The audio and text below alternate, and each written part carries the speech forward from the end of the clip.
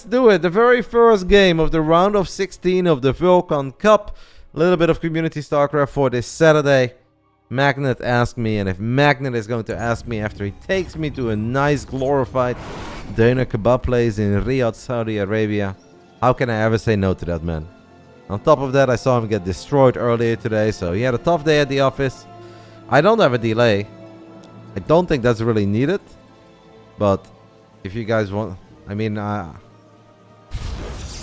I cast tournaments for thousands of dollars with zero delay. If we need delay for this, I'd be very disappointed in the player pool. Let's get it on. Round 1. Fight! In the bottom left side, we are looking at the main base of our American Protoss, around 5,000 MMR. It's not Acheron, not Aquarium, it's Acheron. Or Acheron? Maybe we can just go for Acheron. Would that work? In the top right side, we are looking at the main base of our Polish Terran, who apparently takes out some 6k MMR players every now and then. As the Farseer used to say, seeing is believing. This is Polish, a Flexi. I told Magnet that I would do it, but I do not want to cast tournaments with delay. I'm already forced to do that on the Monday night, even though everybody thinks it's an absolute meme. We play StarCraft 2 for thousands of dollars online without a delay, and then for these ultra minor tournaments we suddenly need 90 seconds or 2 minutes delay. That's just silly. These guys should not ever be cheating. If anybody is cheating, they're incredibly stupid, because A, it's kind of obvious, and B, why risk your career? And see what's really on the line. So, I don't think that's needed, mate. Positive vibes, Mr. Danny. That's not how you get into the big brain bouts. Come on now. Positivity and a little bit of faith in mankind. Huh? Yeah, I know, Magnet. I'm not worried about it. Well, it seems that Danny was. So I'm obviously going to be... nice to these guys. We're not going to be overly critical. I'm sure that we're going to see a couple things that are funny. I'm sure we're going to see some mistakes. But I think that's alright. We're just going to try to focus on the positives. There is a good chance we get a lot of amazing StarCraft, because if these guys are very evenly matched, well, they're going to force clown fiestas on one another. I think we're all familiar with that. When you're in a stressful situation, you know people are watching, and you know you go up against someone that you can beat, but it's not easy. It often gets pretty wild. No, there is no delay. I would not agree to cast it with delay. Hello, my man Yags. Thanks for keeping the scene alive, mate. We do our best each and every single day. Casting with delay is... it's not bad if the tournament is ultra high profile. Like if there is legit... I don't know, a massive amount of EPT points on the line, whatever, then obviously I don't mind. But if we're casting community StarCraft with small online tourneys, and casting with delay is really not fun. First adept, he is going to be able to pick up the SCV that's building the CC, so it's a minor delay and a scout. Downside though, for our Protoss, is that he loses one of the adepts. This man, just like Rotti, doesn't have a wall off. He's now going to try to fix that. Okay. But no. The problem here, guys, is that your adept is too far away from your shield battery. This is actually not good, because the adept is way too far away, and that means you can't really save this adept. Oh, well, yeah, the grenade is also going to take care of it. At least we have an Oracle. Good job by Flexi, ignoring that shield battery in the natural. He goes into the main base, his shield battery there too. Actually, very good defense by the Protoss. This actually was as good as it's ever going to be. He handled that better than I would. I'm not going to lie. I would have one Phoenix, not as useful as an Oracle. Very well done, man. Especially because he already lost one adept on the other side of the map. I'm impressed. Impressive. Our first skirmish of the entire round of 16 is one that impresses me immediately. Good play by these nerds. Both of them, honestly. But I thought Flexi made the correct call, but Acheron just did everything right. He's gonna fly the Oracle in, drop a Revelation. I hope that is enough for him to figure out what he's up against. We already have one tank, couple of Marines. It seems that Flexi is gonna go for an early move out of a lot of Marines, Cyclones, tanks, Vikings. If he makes another Viking, that's honestly a pretty scary push. And there's obviously always a downside, right, to opening up with an Oracle. Is that the Oracle is not very good in the straight up fight. Stalkers without Blink are also not going to be very good. The Protoss, I think, is still in a bit of trouble. If he somehow stays alive, defending this push, then he's cooking. Now, that lock-on is obviously going to hurt. We'll get a couple shots off on the Viking, but the Stalker is going to die. There's nothing you can really do about it. Now, losing in the depth too. I understand moving out, trying to buy some time, but come on, kill the Cyclone then, amigo. I think you're able to get some shots off. Feel like he could have killed that Cyclone a bit easier. In the end, he does manage to kill it. He's going to run all the way back into his natural. The bunker is going to go up, though. There's a tank in the back.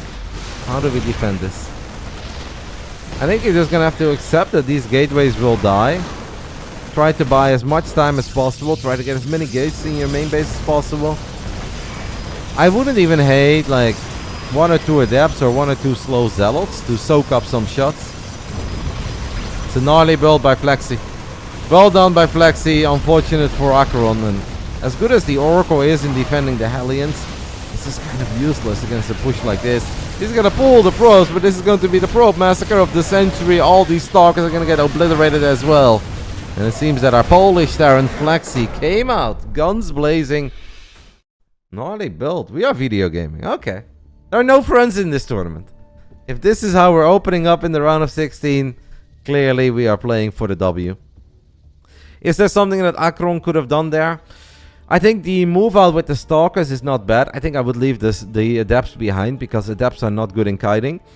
And then maybe a single sentry and trying to force a force field so you can buy some extra time for Stalkers to go get out. Maybe one more battery forward so you can take a fight near battery overcharge around the time the blink is done. But I think that's very hard to deal with, to be completely honest. If you go Oracle, that's just... Oracle into Blink, it just takes a long time for that to come online. Can't even really blame the man. It's a good build by Flexi, he played well. A bit dirty, but he played well. Dragon skills, game 2. This time around, our American Protoss is going to have the ping advantage. What could he do? I wouldn't hate playing Phoenix Zealot against a Terran like Flexi, if they like those kinds of builds. Yeah, but I think Masters Colosseum is very early. This tournament obviously starts late. If Masters Colosseum is a Chinese tournament, most of the time those games are going to start at noon or 1 p.m., right? I don't think MC will be going till like 6 p.m. Zero Space, it seems they say March 2024 for Alpha, December 2024 for Beta. Okay, that's still very far away. But it looks good so far. Definitely looks pretty good. Round 2. In the top left side of Dragon Skills, our Polish Terran having a pretty sexy build in game 1. Didn't get a lot done with the Hellions and the Reaper, but the follow-up was gnarly. It's Flexi. In the bottom right side, we are looking at the main base of our American Protoss, playing on his home server this time around. Ping advantage. Will that be good enough? This is Acheron. Or Acheron. I think I have analyzed this decal before, and I wasn't quite certain what it was. And I'm still not certain. It's a yellow duck trio.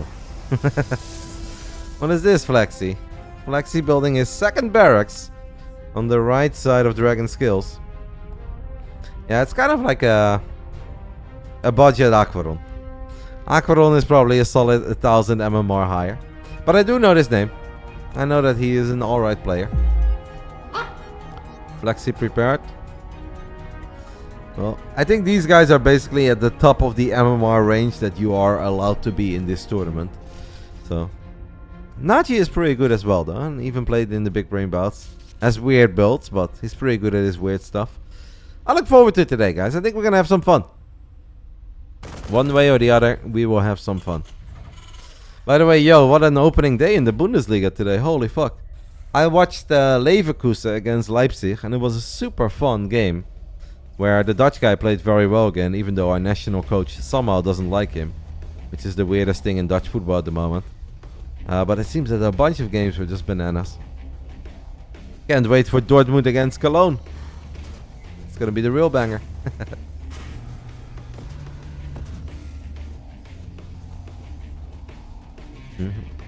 Rakio, redeem the hug. Bring it in, Rakio. That's me. That's me and you right there. Real tight. Thank you, Chicano, for the 3 months. So what else our good friend Acheron knows so far? Not a whole lot. What he may have been able to pick up on is that the CC was a tiny bit later than it's supposed to be. I don't know if these guys are comfortable making those kind of reads or making those kind of plays, but based on the adapt movement, I'm going to say he absolutely is comfortable making that read. It kind of feels that he knows something is up, but then I would also say build a shield battery. We're going to go for a super forward robo. We already have a Twilight too.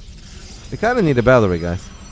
If we do not get a shield battery, we could be in serious trouble against just a couple of Marauders with concussive shells and Marines. Don't let it end like this.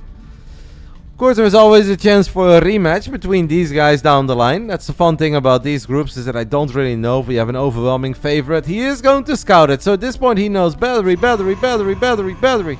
Yes. Okay, Adept can buy some time. Yeah, he's going for the recall. Don't hate it, but we need to make sure we can overcharge. One more pylon is needed too. Okay, I think... Just wait, mate. Wait, don't lose a Stalker before the battery is done. Please do not lose a Stalker before the battery is done, my friend. All you had to do there was just run a little bit and stay very defensive. I think in the end the batteries will finish up.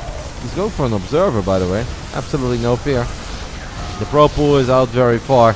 It's already a lot of damage, obviously, at this point. Minus 10 probes, 2 batteries forced. Painful. What you really want to do there, guys, is make sure you pay attention to your Stalkers. And the moment you see these units, one shot, you run it back. You cannot lose that first Stalker. Because you barely have any units as a Protoss when you go up against a weird opening like this. The man does still have a 4-worker lead. And Blink is halfway done. So he's not dead. He's not dead. I think he's in a bit of trouble. But I don't think he's dead. Johan Merlo. A little with the raid. Thank you, Johan. Hopefully you had a fun day, mate. And hopefully I get to see you later this year. In Rara Land. And do a show match. The highly anticipated Remo versus Rotti. I'm very excited. Why is he only building barracks, by the way, guys? Obviously, we know about the 3-Rex. But we are now playing it as in... We're never going to get a factory? Question mark? Stalkers are going to try to take the fight here a little bit before Blink. I don't love it, but I guess with some sexy War Prism Micro it's okay. And it is okay. These dudes like to make some dangerous moves, but actually kind of getting away with it. There is still no factory, but Stim is close to finishing up. Acheron just wants to fight one more time before Stim is ready. The War Prism is doing its thing, and Stim not ready. Blink is ready. Prism can obviously help out too with the double Blink. It's all pretty acceptable. 3 more Stalkers died, 3 Marauders died, and 13 Marines have fallen. I don't know if I can make it to Zandvoort. We were just talking about it. I do really want to visit a race this year, but I don't think Zandvoort is going to be the one. So guys, Acheron lives. He's going to blink forward, he's going to snipe a tech lab here. This tech lab is no longer being used. It was used for Stim, I believe. Unless we have another tech lab at home. Yeah, this was definitely the tech lab that researched Stim.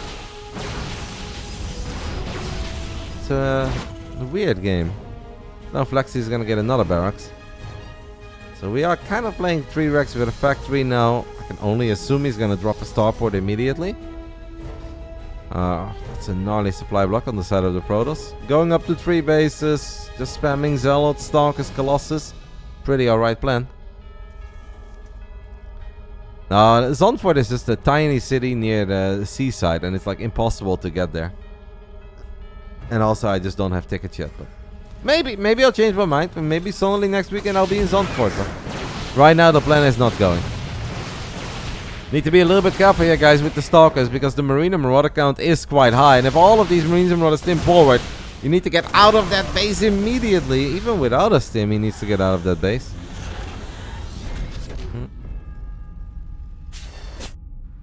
Okay. Nice battle between these two. It's hard to keep track of the pacing of these games. They're doing weird stuff. But it's kind of working out so far for the American Protoss in game 2. I'm a bit concerned that the moment the medevacs come out, he's gonna have a very hard time, I think, dealing with drops.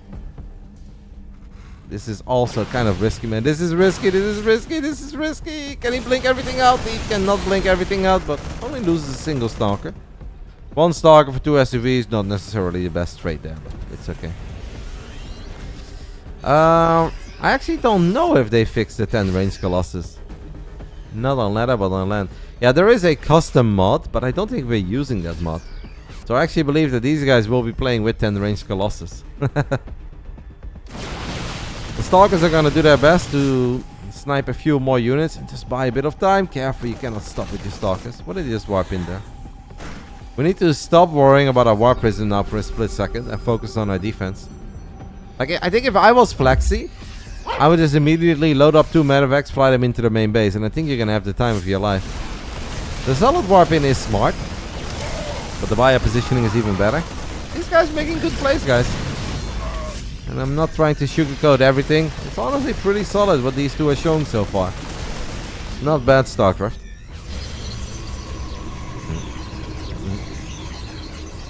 Magnus 2-0'd by your bro Chris. I saw it, Gemini. I saw it and I could not believe my eyes. Pain. That man said he would beat me after 1 month of practicing. And then I tune in and he gets 2-0'd by a dude who I believe is 4.4k on a very good day. Shameful behavior by our man Magnus. Yeah, that Nova was really good. That Nova could only go in one way, was not allowed to look any other way. That was fun. It was really cool to tune in for a little bit. You guys do a good job. Couple of Widowmines brewing over here on the left side. I don't mind that the Protoss is just taking his sweet time. He obviously knows that he's already mining on 3 bases. He's got a little economic advantage, not massive, but it all makes sense. We're getting +2, we're getting a Dark Shrine. One thing that our boy is, though, is his supply blocked a little too much. I've noticed that a couple times. Like, every single time he's supply blocked, he's got 1 pylon finishing up, but then basically you warp in a few units or you queue up 1 Colossus, you supply blocked again. And that's obviously not exactly the way you want to play out these games. 3 DTs being warped in now. How many missile turrets do we have? A single turret. And that turret is actually just in an anti-warp prism position. That's obviously not the kind of turret that's really going to keep you safe against DT. So I hope for Flexi that he's going to pick up on it. But I am afraid that Flexi is not going to see it until SCVs die. I love this, by the way. Just 5 pylons, mate. Make your life easy. If you have a supply block, guys, don't feel bad about building 5 or 6 pylons. Just do it. If Elaser can get away with building 10 Overlords at BlizzCon, you're allowed to build 5 pylons. Like the forward blink, gunning down the 2 medevacs. I actually think we're going into a rubber match here. Did not really see this army on the left side though. This army is going to hurt a little. Couple probes fall, but 5 SCVs have died and a whole bunch of Terran army units have died. We have charge, we have +2. Getting a few more DTs. War Prism is chilling, needs to be careful because there is a Widow Mine and a missile turret in the main base. The double starport is very good because if Flexi can take out these Colossus, yeah, the rest of the army of the Protoss is not going to be invincible. Especially not if we still have a few mines. Unfortunately, these are the only mines he really has. The Viking count is alright though. Like 5 Vikings with 4 in production. Acheron is basically going for the Ashbringer over here. With 23 Zealots. That is 46 army supply of Zealots. Guardian Shield activated. We're gonna try to gun down these Vikings, I assume. 1 Colossus taking damage. Viking count actually still fully alive. Because the Stalkers all of a sudden are gonna try to fight Marines and Marauders. This was not really the right target firing by Acheron. But Flexi takes a really good fight. Kudos to Flexi, he did everything right. Small mistake there on the side of our Protoss. Should have tried to split up the Stalkers in 2 groups and just gun down Vikings one by one. I don't know if Flexi can quite run to the other side of the map. I think he still needs to worry about Zealot run-bys, needs to worry about DTs, but that was a really good fight. Maybe we can go some Disruptors. That's exactly what he does. I don't think that's too bad. Zealots are awesome, but Zealots without armor just suck against Bio. And if you're then left with Stalker Colossus without any armor upgrades, even if they don't have any Ghost, your units are gonna die very quickly. Great fight by Flexi. I hope that Akron learned from it a little bit. And the next time he can just split up the Stalkers. You have like 4 Stalkers shoot at one Viking, 4 Stalkers shoot at the other. And before you know it, those 5 Vikings are gone. And if you just have 2 Colossus alive, the Marines cannot stim forward. And then even the Marauders are going to have a hard time the second or third time they need to stim. And after they've already been battling Stalkers and Zealots. And a very brave little Widowmine running into the 4th base. Oh. You guys see the retarget there? That definitely took all of Flexi's attention span, but he got it. It was big. +3 is finishing up for the Protoss. That should give him some help. The Terran floating a lot of gas is obviously not a big deal, right? That's sometimes the way that it goes for Terran players. On the side of our Protoss, we obviously all kind of wish that he would have dropped the Templar Archives. Even if Archons are not the greatest units, if you have 1600 gas, why not have a couple Archons? 50 minerals is absolutely nothing. He's now making an Archon out of DTs, but the DTs are rather pricey. My Templars would be cheap given the current economy that he's working with.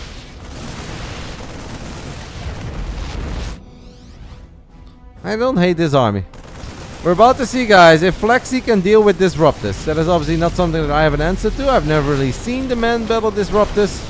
In most of the games that I had against him, I don't believe I ever got any Disruptors. Yeah, maybe not the greatest split ever. He tried. Yeah, a single bunker at the 3rd base would be useful with 2 Marines inside of it. Ooh, maybe questionable fight near battery overcharge, amigo.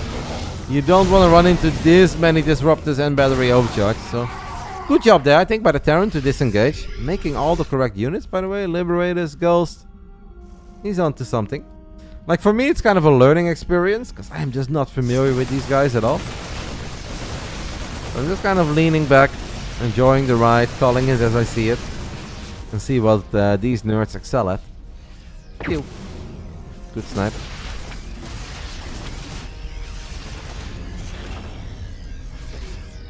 Chelch? Who the fuck is that guy? What do you mean, amigo? 5th Nexus is already going up. Once you take this base, you don't really need this Observer over here. I love this ops, by the way, in the early game. When you're on 3 bases or going up to 4. It's a 10 out of 10 ops. Right now, you can obviously move it. Disruptor count going really high. We've got 7 Disruptors already on the field. He's making 2 more. I'm starting to get a little bit of a deja vu of Cure against Classic. Where he fires a Nova. He gets a good Nova, though. We also have a bunch of Zealots running into this command center. It's very difficult for Flexi. Disruptors come close. Nice split. Excellent split, even. It's very difficult for Flexi to be on the other side of the map against this many Disruptors, while also having to worry about Zealot run-bys. Who the fuck is that guy? Who the fuck is that? We definitely all loved it. I agree. Flexi's army supply is massive. What are you saying? It's easier for Protoss? Some things are absolutely easier for Protoss. Just because I'm a Protoss player, that doesn't mean that I don't call a spade a spade. We all know that it's easier to just send 7 Zealots in than it is to deal with 7 Zealots. And this is an excellent Nova. At this point, I would love to see the man make a few Colossus or Immortals again, though. It's like, man, your upgrades are pretty good. You've got +3 attack, +1 armor. We've got all the Disruptors in the world. Making a few Colossus or Immortals now will just make your army better. However, the Protoss is confident enough that he can just take this army on head first, and he is right. He's landing a couple of good Novas. The final one kind of whiffs, but this time around the Vikings are having a very difficult time against all these Stalkers. The Archons helping out as well. And even if the game looked good for Flexi for a split moment, it seems that we're all tied up in our opening best of 3 of the night. 5K MMR video gaming. GG gets called. Good Novas. Good switch into Disruptors. Well done. Played good. I think it looked good for Flexi. Into it looked pretty good for Acheron. Into it looked very good for Acheron. Into it looked super good for Flexi. And in the end, Acheron won. So we are going to go back to Europe, though, for game 3. I do feel sometimes for the Terrans that are not quite Clem or Gabe when he's feeling it, or Maru. Because if you then see them struggle going up against 7 or 8 Disruptors, I'm like, oh man. That's gotta be pretty hard. I can imagine the frustration, I can imagine the pain, I'm not gonna lie. Yeah, we should have a lot of pretty epic comebacks throughout this entire tournament. I think that is the nice thing about good players that are not necessarily perfect. I do think though, yo, in the defense of Flexi, I think that the idea was always to get a few more Liberators, right? And maybe take out the rocks, but yeah, that was definitely not the spot to be in. With the battery there and the Disruptor count being that high. If the Disruptor count is that high, there is one thing you really don't want as a Terran, and that's have your entire army look at the Protoss army. Like, you want to split yourself thin across 3 or 4 different locations, which is very hard. We all know that's very hard. But that's kind of the only way to really play against ultra high Disruptor count. Final round. Fight! In the bottom right side of Gresvan, we are looking at the main base of the American Protoss, who has once more showcased his skills on the European server. Can he this time around get a W?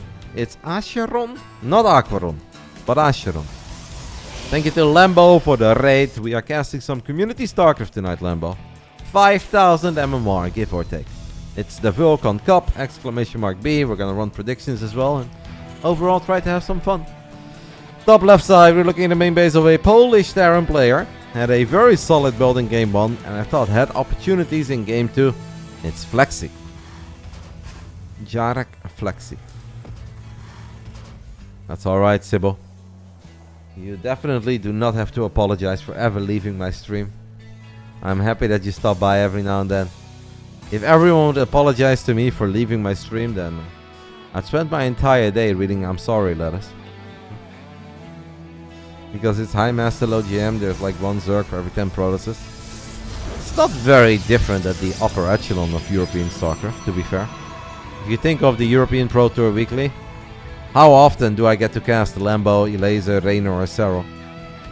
And after that, who's the 5th best European Zerg? Is it Young Yakov? Yeah. I guess Young Yakov, right? Or Vanya. I guess it's Vanya. Yeah, Vanya and Young Yakov, but like those guys just don't play super often. Weird opening here, by the way, guys. The double gate. Double gate in the main. Cute little Sim City, I guess. I'm never that big of a fan of this stuff, but I guess I don't hate it either. It's gonna open up with 2 adapts, Chrono Boost to the other side of the map. If Flexi would have gone for like a Marine fast expand on the low ground, he'd be in serious trouble. Or even Reaper fast expand on the low ground, I think he'd be in serious trouble, but with this opening I think he should be totally fine. You've been listening to too many Letot stories by the sounds of it, PSC. Does Todd only ever share the bad stories, guys? Did he not share any stories about how I helped him move, okay? And I sacrificed my entire weekend to drive his moving truck from Cologne to Vienna? Because fucking Todd doesn't have a driver's license. Does he ever share that story, or? I told the story a while ago. Yeah. Todd really does think that water being on the floor in the bathroom is a sin. I'm like, that's kind of what bathrooms are for, man. Like, what does he want me to do? Dry myself in the bathtub for half an hour before stepping out?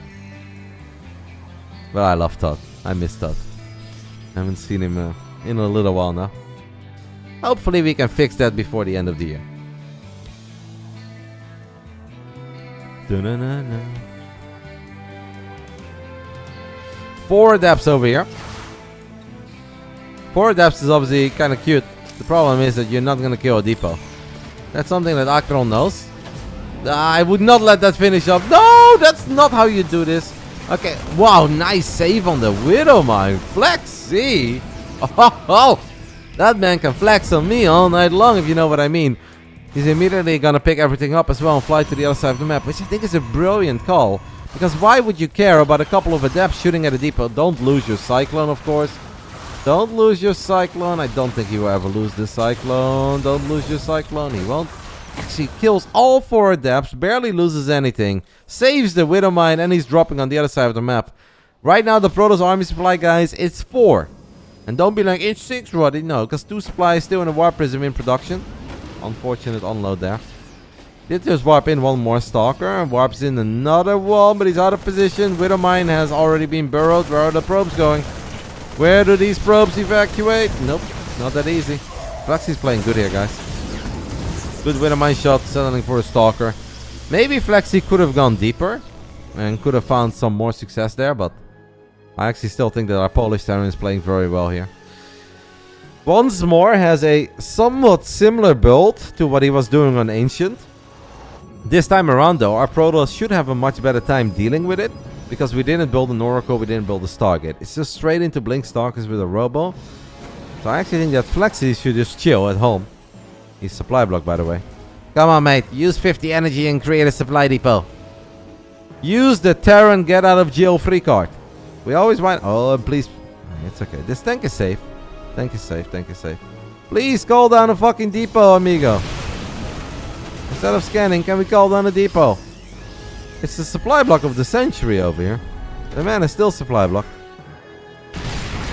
Okay, he's gonna try to build a depot. The one place he should absolutely not build a depot. No! What is happening? It's a 6-minute game, but we've been supply blocked for 8.5 minutes. I can't take it. Ay, ay, ay, ay, ay. Now the tank is a little bit exposed as well. The tank will fall. And that is obviously a problem. Only a single tank is remaining. Good news for Flexi is that Akron is actually also heading into a supply block. And that man is also not building a pylon anytime soon. It's a battle of epic supply blocks over here. This is one for the ages though. The 62 out of 62. That's almost 2 minutes, no? That was a very long... And the problem is it's gonna get... Okay, at least one more depot might get denied. Oh, they would be proud. I'm not familiar with Arthos' macro skills in Brood War, but I believe you. Stalkers will get in range. Sniper and SCV get out. Overall, obviously, it's starting to look pretty damn good for the American Protoss here, guys. Because Flexi is not just going to be able to move out and kill him. That supply block lasted way too long. What can we do now? Maybe we can wait until we have a whole bunch of Marines, Marauders, and then pull the boys. I think Marine, Marauder, Medevac, Cyclone, Tank. I don't like this. I think we're too far behind for that. I get it. It's fine if this is like the strategy you had in mind and you really want to go for. But I think being down 15 workers already is just a few too many. Bully, thank you, mate, for the raid. Hopefully you had fun with Gemini. Seems that you guys got a really cool thing going there. Cyclone gets a lock on. Nice save again. Oh my goodness, guys. Flexi is actually Clem. Okay, in the end, nobody really is Clem. Did a very good job in saving that Cyclone for a little while. Eventually got a bit carried away and lost the Medevac and the Cyclone, but still did a good job. I honestly think if Flexi, guys, would make 4 Widowmines, only Marines from here on out, and pull SCVs, he'd have a very good chance against Zealot Stalker. He's not gonna run into Storm, he's not gonna run into a Colossus. He'd have a good shot. Like 4 or 5 Medevacs, Marine, Marauder, Widowmine, SCVs. I think he could win. With the 3rd CC, I'm afraid that I don't think he can win. Yeah, he indeed could have had a much bigger army too. That is a very fair point. But it's okay. Let's see what Flexi can do. Let the man cook, right? Who am I to judge Flexi? If Flexi wants to macro, let him macro. We're gonna see what he can do. We're gonna have a little Zealot flank potentially coming in from the bottom side. This is by far the longest I've ever been subscribed to anyone. But that's because I'm a very sweet old man winging. Thank you, mate, for the 22 months. Thank you to Echo Soldier as well for the 15. Saying you won your Team League matchup. Is that on Bully's channel, Echo? Or was it Gemini's channel? Or a different channel? Alright, I'll see if I can watch it back. Congrats, though. Double Forge going down 9 minutes into the game.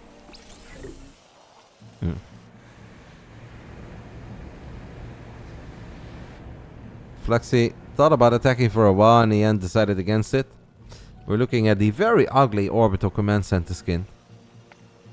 How do we sell Stalkers to Pokimane when this is how our Command Center looks? Or the Orbital. No wonder Pokey is playing Fortnite or is just doing reaction videos. Our graphics are just not good enough. Maybe have the good old pass each other like ships in the night scenario over here. As Flexi is moving out towards the top side of the map, Acheron is moving in the bottom. We have a War Prism into the main base as well. I love how we surrounded the depot there with everything we had. This should be enough Marines to go and burrow the Widow Mines, burrow the Widow Mines. Okay, you're gonna burrow the Widow Mines very far away. Oh, this is chaos. Alright guys, it's Zealot Stalker against Marine Marauder and a bunch of Widow Mines. Probes are gonna die, Nexus are gonna die. Who is going to advance into the upper bracket match of this round of 16 group in the Vulcan Cup? We've got 2 Disruptors on the way. If Flexi just goes, Tim, go, go, go, go, go. You should be able to empower these robots before Disruptors are out. They say never base raid a Terran. And Flexi may very well be able to turn this into something. I kind of believe he's got 9 Widow Mines. How many observers are there? 2. One of the observers above the army. A single scan here would actually be big, guys. With the 9 Widow Mines we currently have.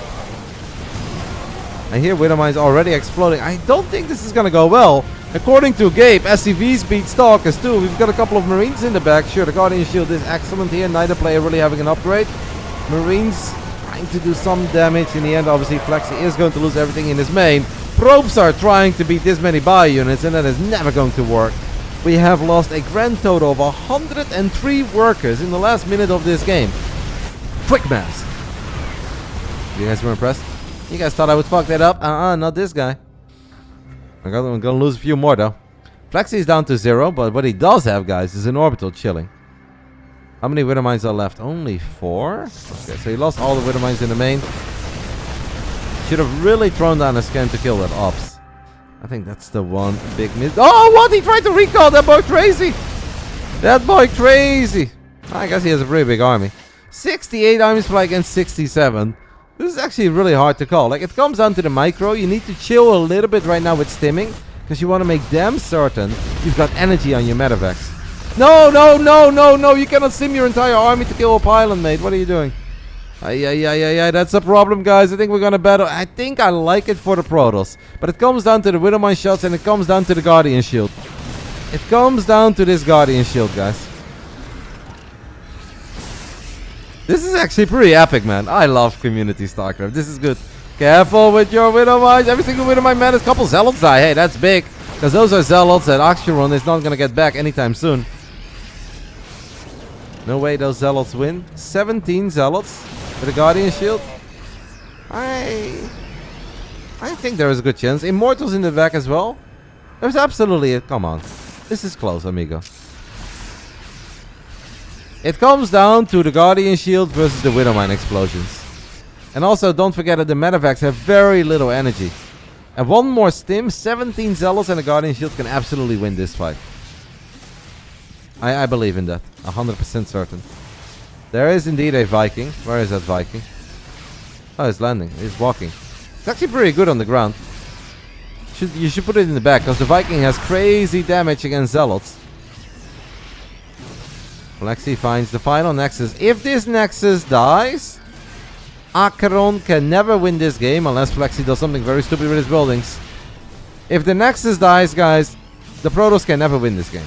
Can only get a draw, unless the Terran would somehow lose its base somewhere, but that should obviously never happen. Like, if Flexi just wants to get a draw here, he will secure a draw by killing this Nexus. And he needs to kill the 11 probes, obviously. He needs to kill the probes too. That is kind of important. So we're not quite there yet. We can still rebuild the Nexus. Yeah. I saw that he had 200 minerals, but then suddenly he had 600 minerals. So. I am mistaken. I did not see that. So we're not quite there yet in the draw scenario.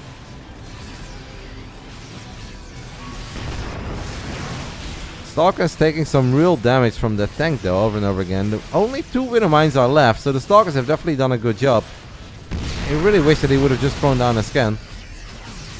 I think it's starting to look a bit better for the Protoss than it was looking initial. Oh, that's a big loss if we lose it, but do we lose it? Watch goes down. Is this it? We're gonna kite, we're gonna stim, we're gonna kite, we're gonna run back, we're gonna run into the Widow Mines. The Widow Mine shots are absolutely fantastic, and the Terran army may just very well be strong and big. That is early though. Oh, that is early. Like, I understand it's not great there, but I still think that's a little bit early. But Flexi still wins after 2 of the biggest Widowmine shots out there. We can take another look at it. Like, it really comes down to Widowmines.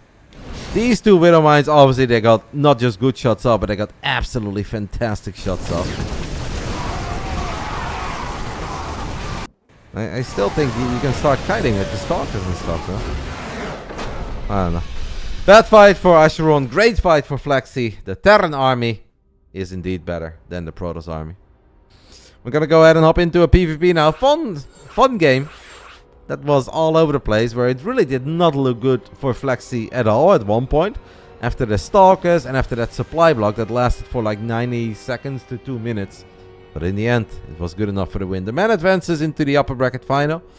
But I have the feeling that all of these guys can beat each other. Second series of this group. After this, we'll just take a tiny break. PvP. And I had the opportunity to cast a best of 5 of Naji a little while ago. And it included more Immortals than Stalkers. It's just double Robo Proxy Immortal. And he just makes Immortals and War Prisms. But obviously, if I know that, there's a good chance that Daniello knows that too. Then I think he should be able to deal with it. I think this is going to be a wild best of 3, guys. 4.9k versus 4.9k. Let's get it on. Round 1. Fight!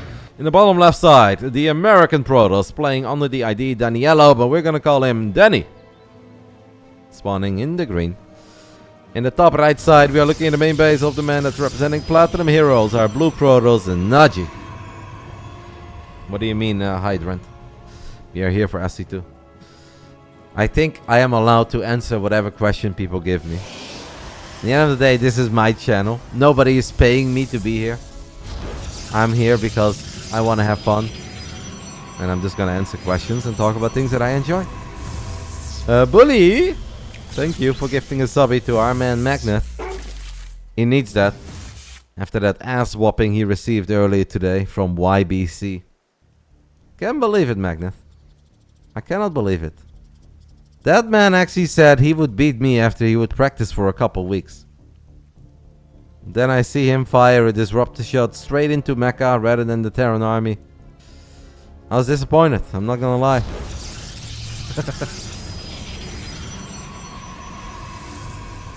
Yeah.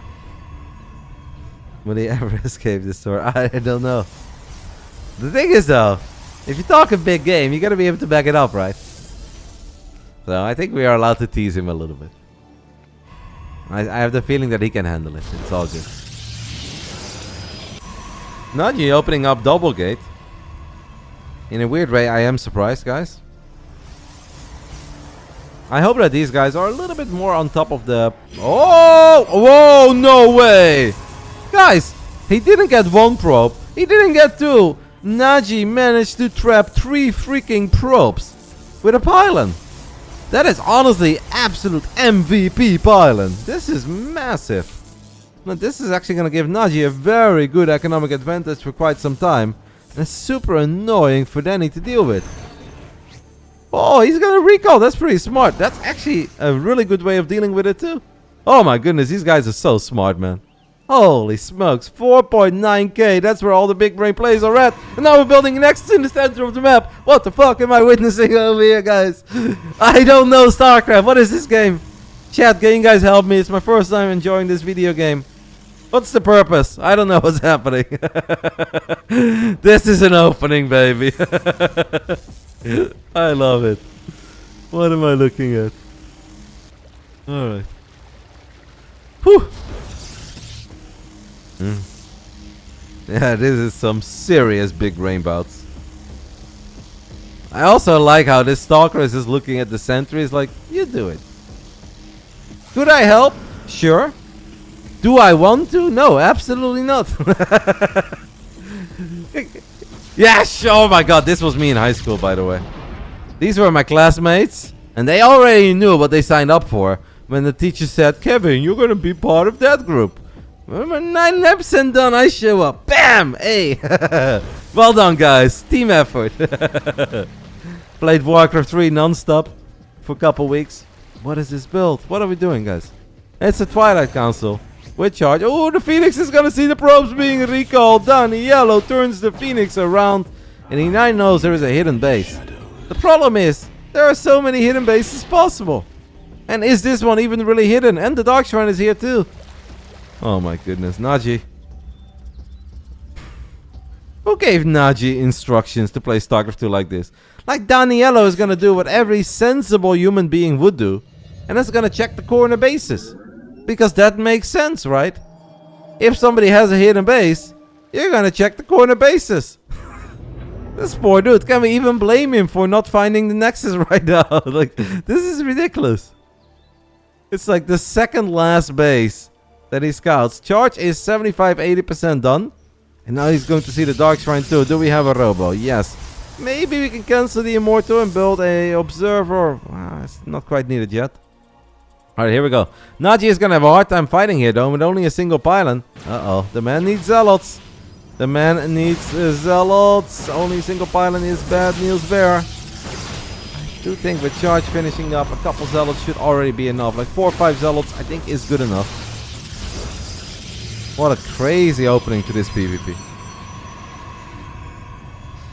You can obviously still use Dark Shrines, even if they are unpowered. I'm gonna warp in a couple DTs at home. Since the Robo is up, I don't really expect Daniela to take any damage from it. Poor guy is down 6 workers though. All he wants to do is play some normal PvP over here. Resonating Glaives is a call that I actually don't even hate. I think that's quite fine. Of course we can say like he should have just gone Charge before Glaives. But Glaives is so freaking good against Zealots that I actually think it's kind of smart. And especially because Naji is going to be all over the place too. He will most likely be attacking. And then you can counterattack a little bit with Glaive. Just split off 2 adepts, shade him to the other side of the map. I think the Glaives call is sexy. I don't mind it. The Archons might become a bit of an issue. But Archons are not the best unit to really attack into a Protoss natural. I think Daniello is fine here. Even if he's down 10 army supply and he's been outmined for a little bit. I kind of think he's fine. GG's Flexi. Congrats on the win. He played very well in that first game in particular, I think. That was actually incredibly clean. Alright guys, Naji is gonna go for a Shield Battery Overcharge activated immediately. And this is where Daniello should try to kill these Zealots. Because if he was able to kill these Zealots, he would be able to keep his Shield Battery Overcharge alive for a little while longer. But I kinda think that the Shield Battery Overcharge already did its thing. The Zealots are going to melt if we just warp in a few more Adepts. The man, however, is not gonna warp in Adepts, he just wants to warp in a few more Stalkers. I think that's a little confusing. If we want to make extra Stalkers, maybe we should have gone for Blink. I still think we can hold in the end, right? 2 Immortals, not a barrier in the near future. It is a hold. Now we need to go back. Now we need to go back. We need Adepts. Stop. Adepts are very good if they're in a choke point. You obviously don't want to give the Zealots that much surface area. The barrier does kick in at a very sweet moment, but I'm afraid that Daniello is running a little low on units. Those Adepts though did a lot better. Nice micro. Can't believe that Immortal lived. Now stay here, mate. Stay here. Wait for Coco's second overcharge. Just wait for Coco's second overcharge. The Zealots are going to tank. There is that overcharge. That's gonna buy. I like that force field. That was like a fuck you force field. Don't chase me. It's a hold. We need to maybe build a few more probes. This is a build, by the way, man. Mass Immortal Adept. I'm gonna go for another battery. Worried about one more wave, and I can't really blame him, because if the Archons get good shots up, this can still get scary. But I think if the army is positioned here, I don't think Naji can attack. Naji is always going to attack. Now Daniela is going to get a force field too. These are some serious games over here. We're going for a surround. Honestly, kind of a cool engagement, but the Zealots are going to absolutely melt on the left side. It really comes down to the splash damage of the Archons. Do the Archons ever deal enough damage here? And I'm afraid that the answer is no. We even got some probes on hold position. Then again, one Immortal did die. The second one falls rather quickly. And I think it's another hold, but it's damn close. We did lose 6 extra probes. I don't know about that overcharge. I kind of wish he would have waited a little bit with that overcharge. Unless Naji just goes for it. Naji somehow recalls his Archon. I don't know what that's all about. He's now attacking with Zealots only. I guess Naji is doing it. In a bizarre world, I guess Naji is doing it. Gonna transfer a couple of probes. Obviously we are... Oh.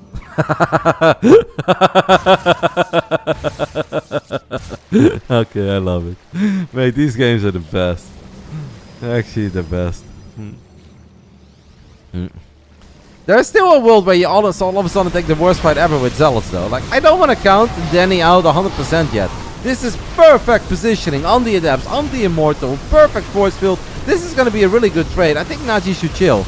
Naji should chill, but Naji says, fuck you, Rotti, I'm not chilling. I just want to get a few more good hits off with my Archon. And I guess, do we have an overcharge? Ah, overcharge in like 0.1 second. Sick micro again. There's one more DT. The overcharge is going to keep the Immortal alive. We're going to surround the Archon with probes. But we lost so many probes. Oh, yeah, poor guy. Basically lost all of our probes in the main base as well. Some of the holds have been really good.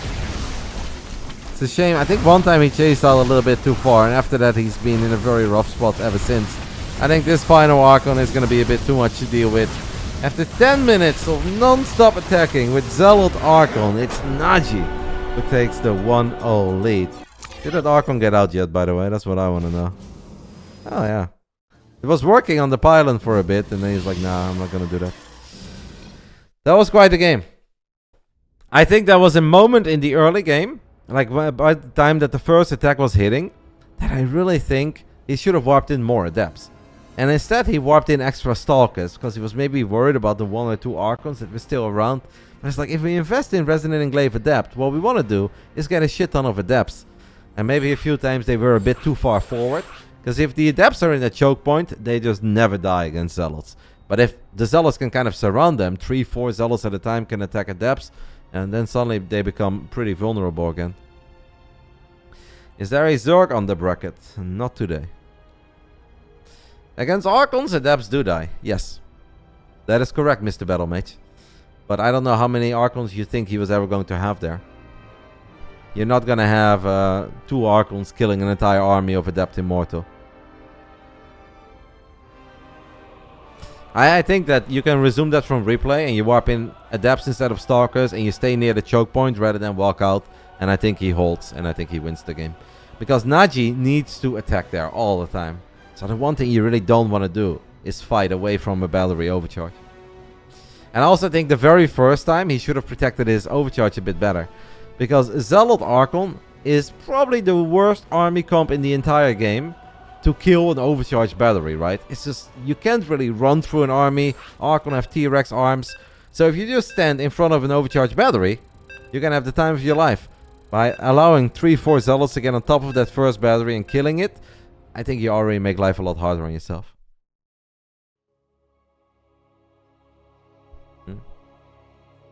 Fun game though.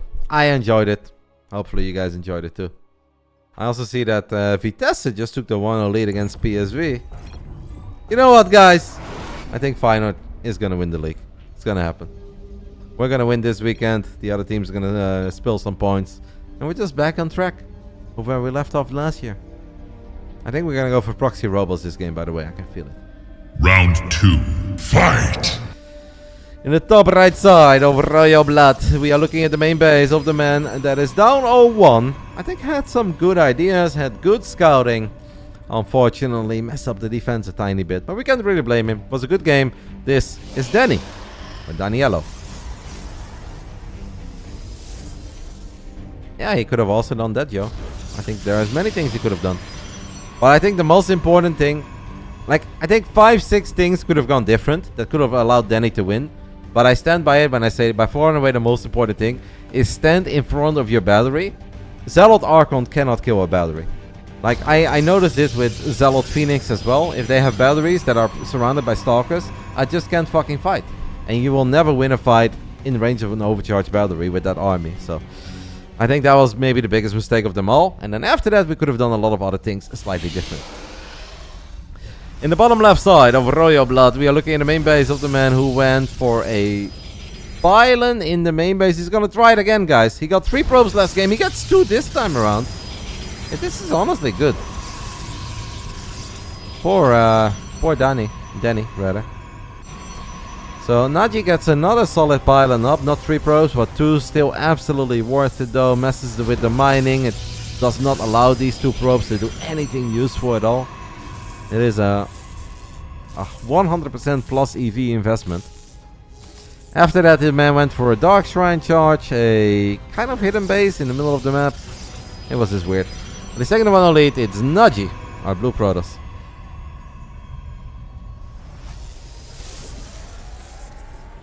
Last game, our man Danny made Stalker Sentry, and then he actually did not use the Stalker to kill the pylon.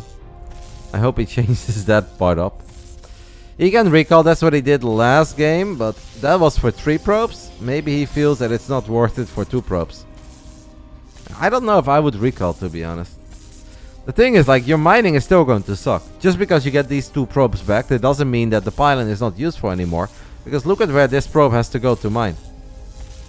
The entire mineral patch is still useless, so I think the best thing you can do is just kill it. Naji is actually having surprisingly normal openings. I know the man is immortal guy, and I do love those games. I'm not gonna lie. You would have. You're also a whole lot worse at the game than I am. So. That's fine, mate. That's banter, by the way. Don't get offended now. Do not get offended.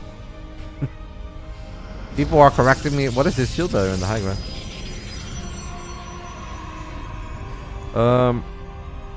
Okay. Will Naji actually just go for some Blink Stalkers, guys? Is there a chance that he just queues up Blink? I don't think I've ever seen it. Yeah, okay. That's cool. I like it. So Naji is apparently a whole lot more than a one-trick pony that just needs to all in over and over and over again. Like, it's not an ultra standard setup because we don't have a pylon on the low ground. Clearly he is a bit maybe uncomfortable playing like this, which explains the super safe setup, but it's obviously all fine. And he's actually going to enter the early mid game with a minor advantage. Minor probe lead, quicker blink. I like it on the side of Naji. Could be DT, but I think what you can always do as a Protoss, if you're not necessarily comfortable in the ultra normal straight up games, is just play 2 Assimilator Zealot Stalker. You can actually support Zealot Stalker Forge and 1 or 2 observers of just 2 gases. And I think it's very easy to play, and I think it's very good. That's not what Naji is going to do though, because he's got 3 gases. Maybe just 8 Gateway Blink Stalker, only Blink. No charge at all. 2 base Blink Stalker all in. I think that's possible. And simple and good. I'm starting to have the feeling this is just pure Blink. No. He's getting a Forge too. Alright. I'm gonna stop making predictions around guys that have this MMR, 4,900, 5,000 MMR, because obviously they have a very different approach to the game than the people that we normally play with or cast. So it's hard to predict, but it is very fun to watch. I have the feeling that maybe they are a bit nervous as well, and they second guess themselves a lot, where they're like, I kind of want to do this, but then never mind, we're going to go that way, and then we're going to go that way. Which I'm also very familiar with when I play competitive games. It's like, I want to do it, like, no, never mind, that's a stupid idea. Maybe I should still do it. No, I don't do it, you know. It's hard to be decisive when you know people are watching and you really want to win. Yeah, mate, Stuttgart was on a rampage today, yeah? Last time I checked it was 5-0. I don't know if they ended. There were so many goals in the Bundesliga. Always happens when Rotti is broke. Only Wolfsburg couldn't score against Heidelheim. What a shame. So, we've got, so far, still just Blink. So, that part, guys, I was kind of correct. Naji not going into a quick charge. It's running back home, it's turning around. He's like, never mind. I still want to be on the other side of the map. Despite the fact that I just built a Robo. Despite the fact that I built a Nexus. You know, Saver, I actually have a very old Stuttgart jersey upstairs. I want to say it was from the year 2007 or 2008, give or take. Maybe 2009. Oh, he's going to find the Immortal here, by the way. Naji, that is. Guardian Shield is doing its thing. Nice Immortal micro, by the way, on the side of Danny once more. In the end, he will lose it, but He got a lot of extra value out of that. The thing is though, Naji is really going pedal to the metal. 6 gateways Blink Stalker, but then he's kind of out microing him. And not even a couple of fake stalkers are going to save you here. Excellent micro on the side of the American Pro Rules, but now he's fighting in range of immediate reinforcements. Still has a very hefty stalker lead though. 15 against 9. Great fight by Danny. And these nerds are ultra evenly matched. In all 5 games that we've seen so far, Flexi, Acheron, Danny and Naji, they're all very evenly matched with one another. Just great micro on the side of Danny. I think Guardian Shield is always big. But the way that he kept that Immortal alive for as long as he did, get a couple of extra shots off, and forcing Naji to be in a very uncomfortable spot with his army, I think that was a game-winning move. Yes, why do I keep calling him the American Protoss? Acheron is the American Protoss. Danny is Polish. I'm sorry. I literally looked that up before I started casting the group. I think it's because of his name, man. I hear Danny, I think of Denny's. And Denny's is pretty good. Especially the milkshakes. 2,500 calories in a single Oreo milkshake. How could you possibly go wrong? At any time of the day as well. Whew. Denny's is great.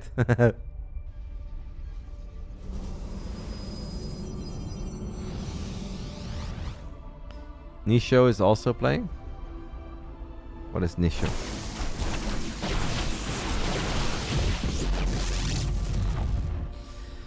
So, in the end, Danny obviously comes out of this with a pretty decent advantage. We've got a 10 worker lead. We still have way more Stalkerinos. Naji is now gonna go into his favorite unit. But he only has a single Immortal. It is hard to end games though in PvP if your opponent has a somewhat similar army, and at this point that's absolutely the case. The power of batteries is not to be underestimated. But I think that Danny's in a very good spot. Should he go with +1 attack? Maybe, but he can also just go up to 4 bases and queue up +2. And maybe even play double Robo, Disruptor or Colossus. Because Colossus are actually very good in this matchup. People just don't think they're good because Disruptors are better. But if your opponent is very heavy on the Zealots and Archons, I think Colossi are fantastic. Nisho, the second best Protoss in Italy without counting off races. And the best is Azura? Or who is the best Italian Protoss? Whatever happened to Mia Nonna? Isn't Mia Nonna still the best? Naji is thinking about bringing the fight to this army, but he should really stay near his cannons and batteries. Oh no, don't do that, mate. You spent all this money. No, no, no. He blinks for okay. Does snipe the War Prism, but he's gonna get obliterated here. Sniping the Prism is cute and all, but he's gonna get absolutely obliterated. This is a Rotti mistake, as I like to call it, because I do this every single ladder stream. You spend money on a cannon, on a battery, on a cannon, on a battery, on another cannon. And then where do you take the fight? Away from all the static defenses. It's sometimes you just think there is an opportunity when there really isn't one. And only afterwards you realize that you made a terrible mistake. Like, why do I spend all that money in static D if I then fight away from the static D? He definitely sniped the hell out of that War Prism. But I'm afraid that that's not quite enough to really justify all of that. Stalker's gonna blink forward, gun down the Immortal, and I think we're all tied up between Danny and Naji. And that obviously means we're gonna go into game 3. Is it now finally time for the Naji special? I wanna see some double Robo Immortal. I would honestly love to show you guys that fight in the... Because that was honestly a fight where I thought that Danny was gonna get caught. He just did such a good job, like a legitimately impressive performance. It was a little bit before this, right?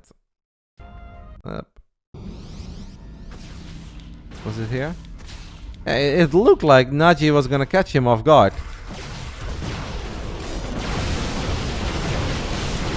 So, like running the Immortal back as far as he did, and then getting a few extra shots off, forcing these units to be all the way here.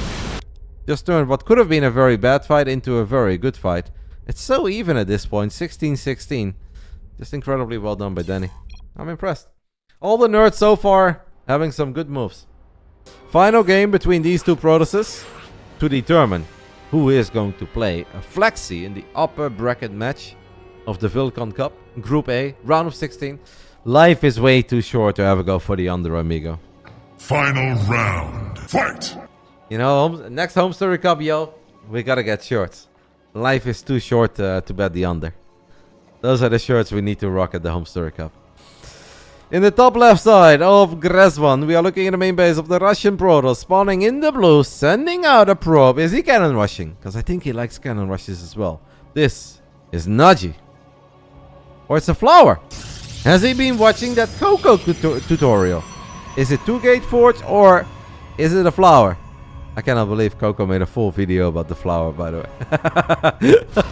I was actually laughing out loud, I'm not gonna lie. Ooh, this man is going to scout it almost immediately.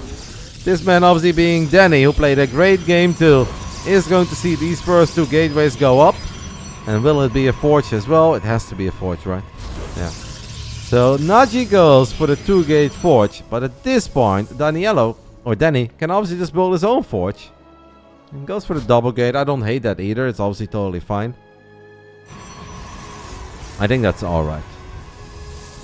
The only thing that I'm curious about now is how is he going to defend. Is he just going to build a cyber core, sacrifice his zealots, and then get some range units out?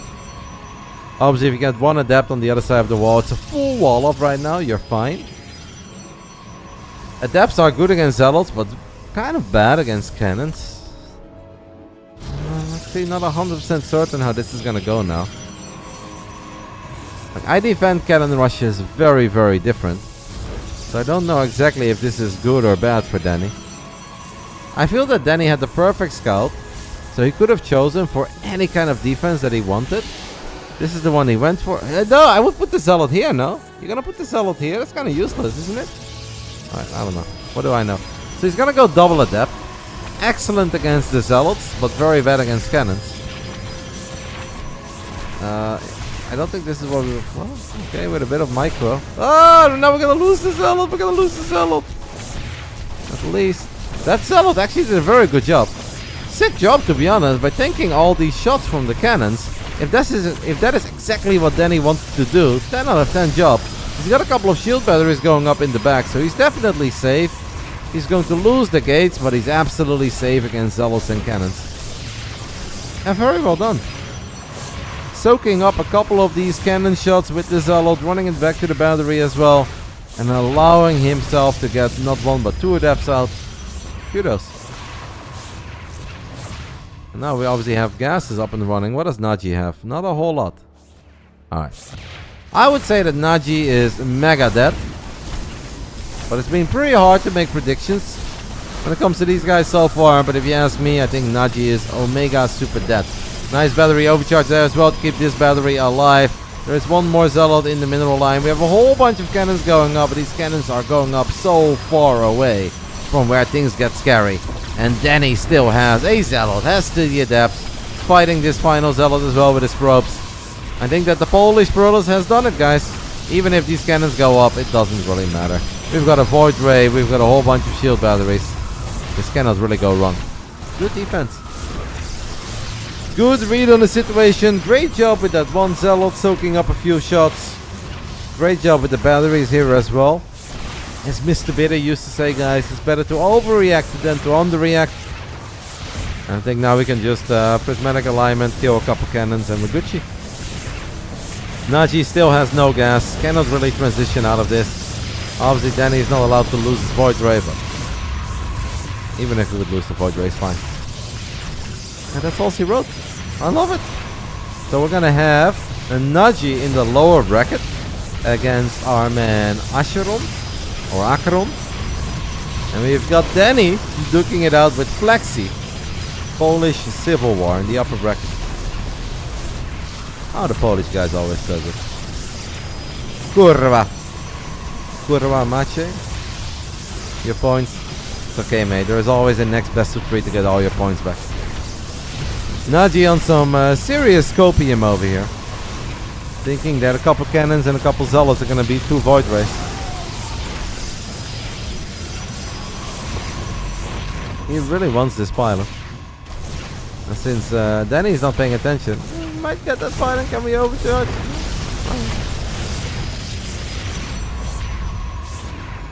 Okay.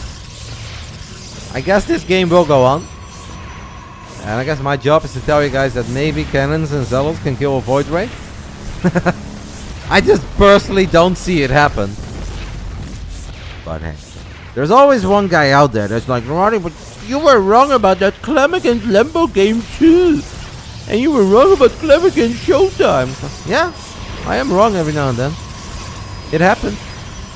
Epic comebacks is what makes this game beautiful. I just don't think this is going to be one of them.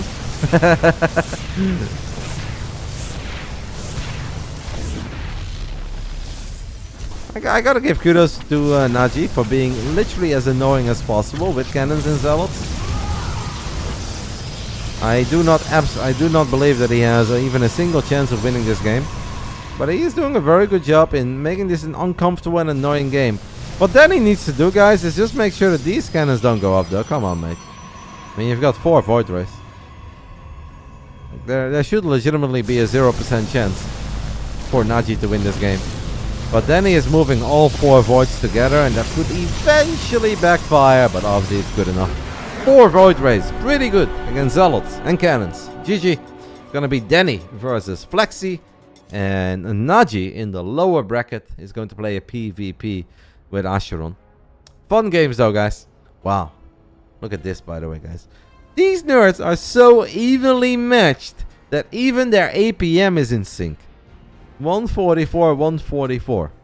The 2 of them combined have like half of the APM of Clem. Now we know how many Protoss players it takes to be as quick as Clem. The answer is 4, guys. Alright. We're going to go ahead and settle that prediction. I'll give you guys a new prediction. I'm going to take a tiny break as well, grab myself a drink, and then I'll see you guys for some more StarCraft. This was fun. I think we had a good time. So it was. I don't know why I said for Yuze. I apologize to Danny. The man is Polish. He's not American. So now we're gonna do Danny versus Flexi PVT 4900 MMR. Danny Polish P Flexi Polish T. That's gonna be the upper bracket match of the Vulcan copy.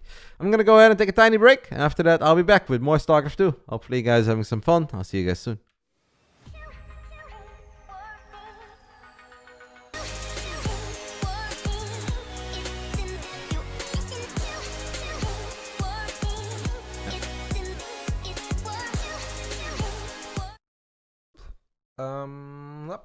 Your man is back. Let me take a look at what's happening in the chat.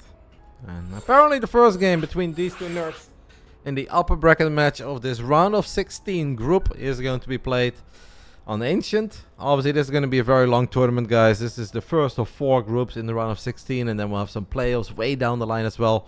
I cannot promise that I'm going to cover all of it, but I'll cover as much as I'm able to cover. If I don't have anything else overlapping that's important, I think I will be here for most of it. Magnet asked me to cast, and I think it's fun to watch a bit of community StarCraft. As long as it's evenly matched, I always enjoy StarCraft, and this is definitely so far very competitive. Not flawless, but it's very fun and very competitive. At this pace, it looks like Zero Space will hit the 250k goal for their Kickstarter. How much money have they raised so far? I didn't click on the Kickstarter, but I was very impressed by that video. I'm with you guys. You will get 0 negativity out of me. 190k, so yeah, that's real quick. It actually looks damn nice. Like, yeah.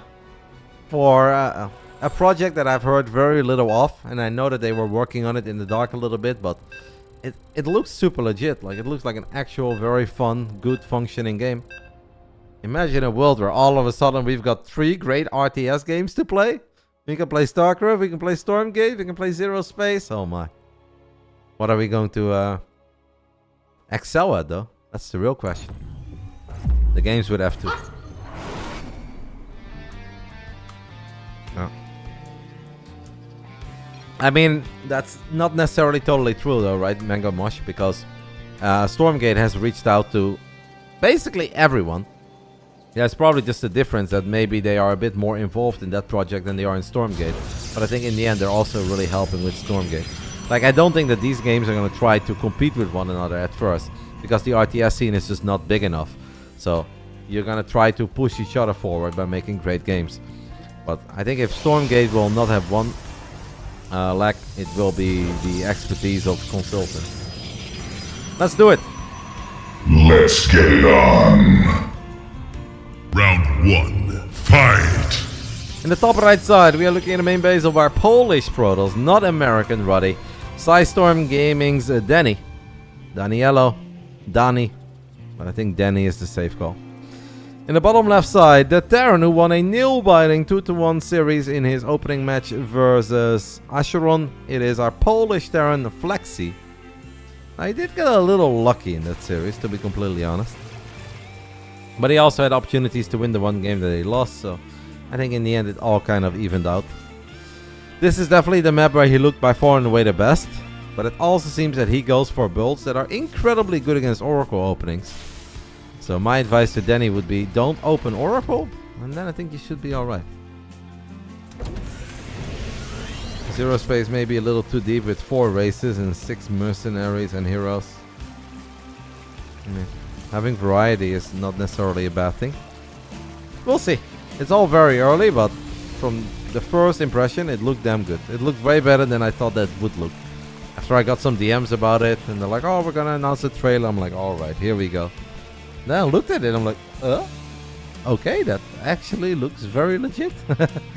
Looks smooth, looks fun.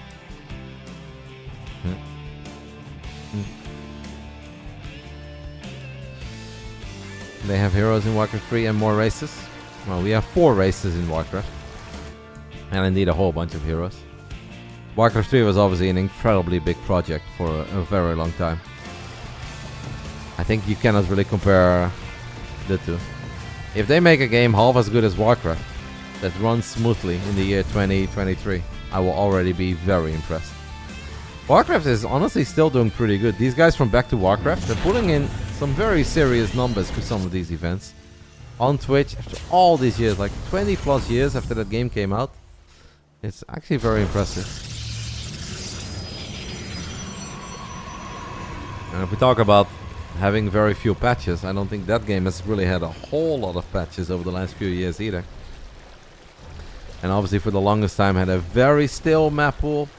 These days they got a few more maps, but anyway. We are, apparently guys, gonna do something a little cheeky over here on the side of Danny.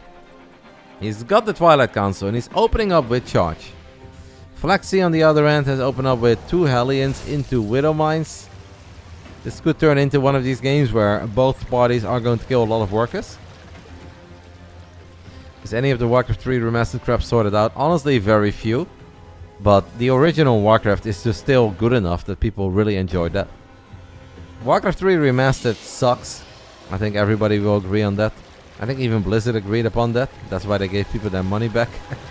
They're like, yeah, sorry guys, this was really bad. But the OG Warcraft is still just a very good game.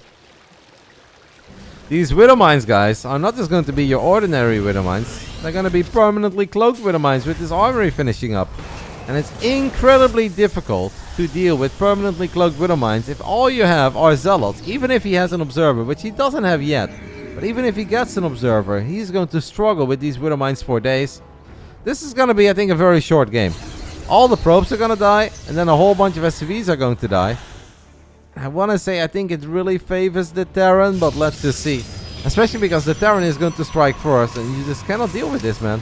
This man is about to lose 12 probes to the first 2 Widow Mines. Ah, it's 8. We're going to lose a few more, and these mines are going to fire for days. Like, no. Okay, good split there. He's got no Observer. He's got no Observer. He's got 1 in production now, but even if he gets an Ops, those mines will absolutely fire again. So now it's up to Danny to kill a shit ton of SCVs, and all the Flexi needs to do is just stabilize on the high ground, take the fight here, drop the auto turret. Great call. I think this is a win for Flexi. I don't really think there is anything that Danny can realistically do here. He's going to warp in a few more Zealots, and that obviously is going to make it a bit more scary, but them Widow Mines are going to fire again. They have already fired again. Since you don't really kill this bunker, the tank should focus on the stalkers. He's actually gonna kill the bunker.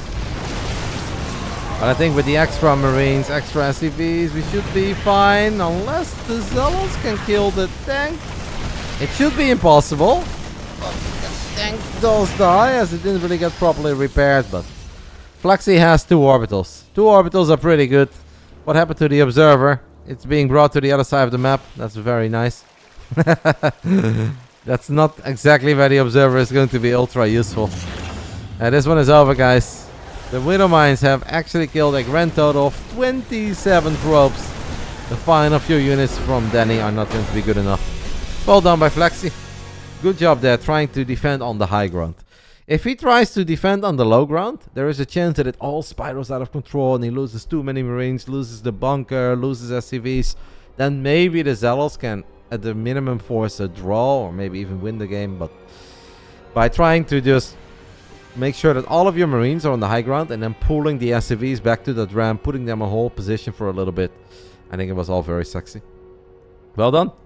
Flexi, 1 map away from making it into the playoffs in this tournament that is flooded by Protoss players by the looks of it.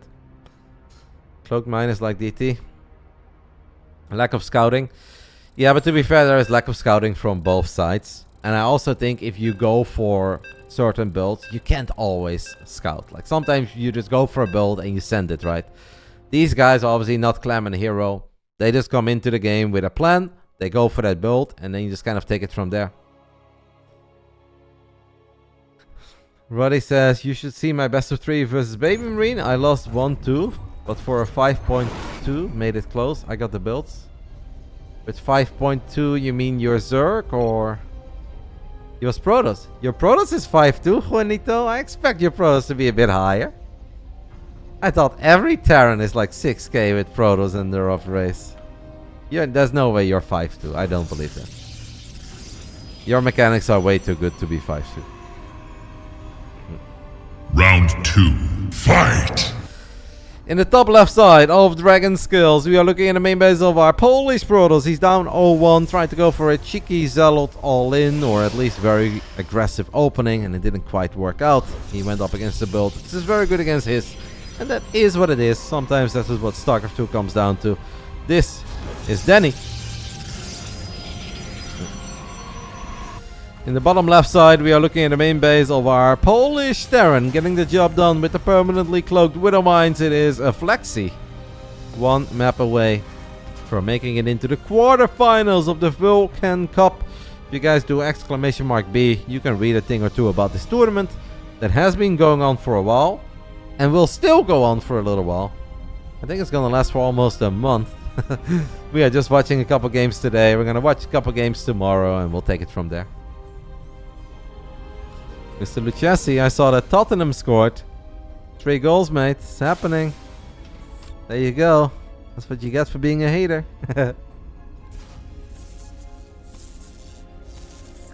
I'm really looking forward to the Women's World Cup tomorrow. I think Spain is going to win. But I actually think it's going to be a very fun match. I think Spain is great on the counter-attack and England is going to attack a lot. I'm very excited. Probably the most excited I've ever been for a women's football game. Even though I watched the Netherlands against USA World Cup final 4 years ago. But back then my passion was a little bit lower for it than it currently is. I watched more of this tourney. I believe in the Spanish ladies. I think they'll get it done. So then he tried to scout. And what did he see? 2 depots, a barracks and an add-on. If I was him, I'd be a little bit concerned at this point, and I think that's why he's checking for the corners right now. Especially because Flexi already went for a proxy barracks build in his first best of 3. What I do like though, guys, is that these dudes are definitely metagaming one another. I believe a lot of these players at this MMR know each other a lot better than I know them, obviously. And I feel that they're really using that to their own advantage and making it seem that certain things are happening that are not actually happening. America hates Megan Rapinoe. I don't think it's just America. I mean, I think that's... we don't really need to go there. See, obviously has a lot of fans. And often people that have a lot of fans also have a lot of haters. I'm personally not the biggest fan of her. And that has nothing to do with some of her takes. I don't know. Sometimes you just look at someone, the way they talk, the way that they carry themselves around, and I'm like, I'm not a fan. I'm not a fan. I do like, what's her name? Alex Morgan, though. I think Alex Morgan is pretty cool.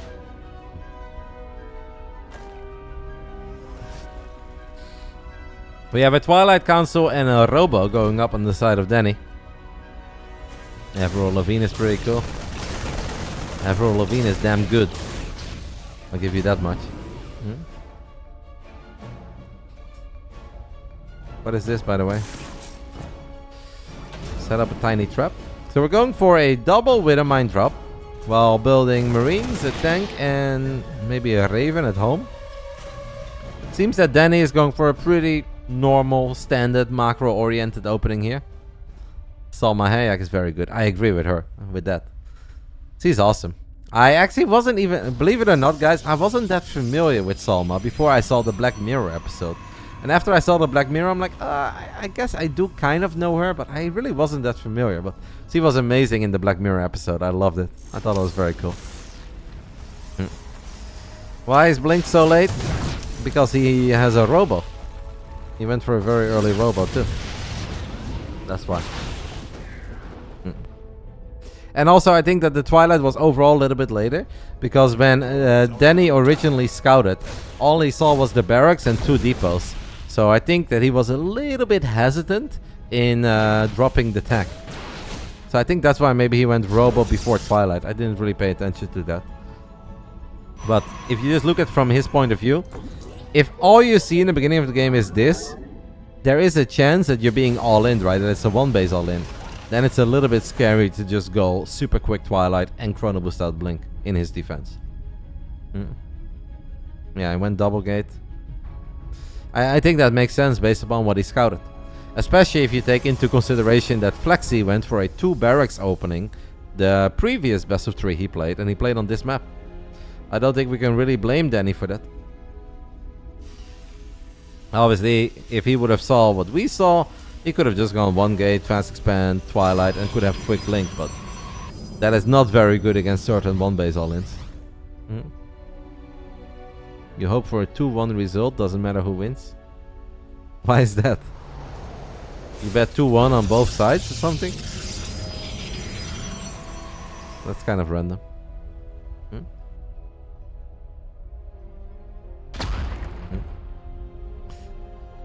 We have an Immortal out, second Immortal on the way, and Charge is halfway done too on the side of our Polish brothers. Flexi is, I think, doing a much better job when it comes to macroing than he did on that Gresvon game against Acheron, where obviously the 62 out of 62 lasted for almost 2 minutes. This game has a pretty big army, man. For a 6.5 minute game, guys at this level, I think he has a pretty big army. I'm not gonna say it's perfect, but it's pretty damn good. Oh, you're talking about this game. I thought you were talking about the final tomorrow. I was like, that's weird. You'd like to see a 4th? It's a little early since he doesn't even really have 3-base saturation yet. What I think that Danny could do is maybe just Chrono Boost a little bit more. Try to get a Forge. I think I would prefer a Forge and Chrono Boosting out of Colossus over 4 bases. Like, I think first we need to deal with the push, and after we deal with the push, then that's when we can go up to 4 bases. I like the second Robo. I have no issue with that.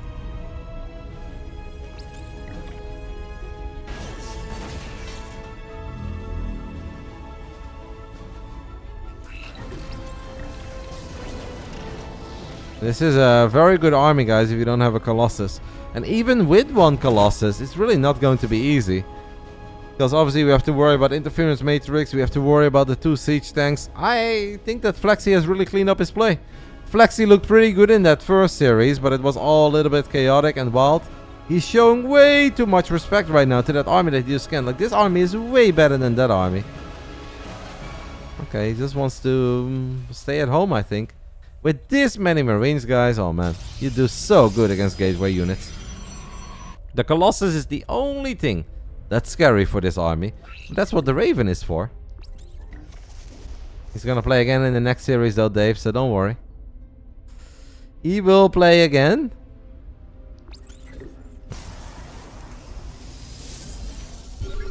All is good, Dave, I hope.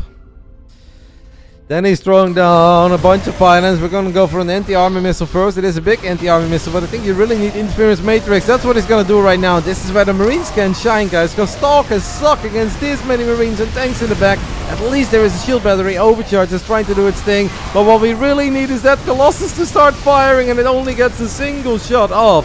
Yeah, that's the power of Marine, baby. That's the power of the guy with the gun. The anti-armor missile was good. The Widow Mines were good. And the guy with the gun is the very best of all of them. Well done by Flexi. That was actually, honestly, very well played. Played a good series. I actually thought he was a tiny underdog going into this best of 3. Based upon the stuff that I saw in that previous series, where I felt that he got a little bit lucky against Acheron. But he played very well in this one.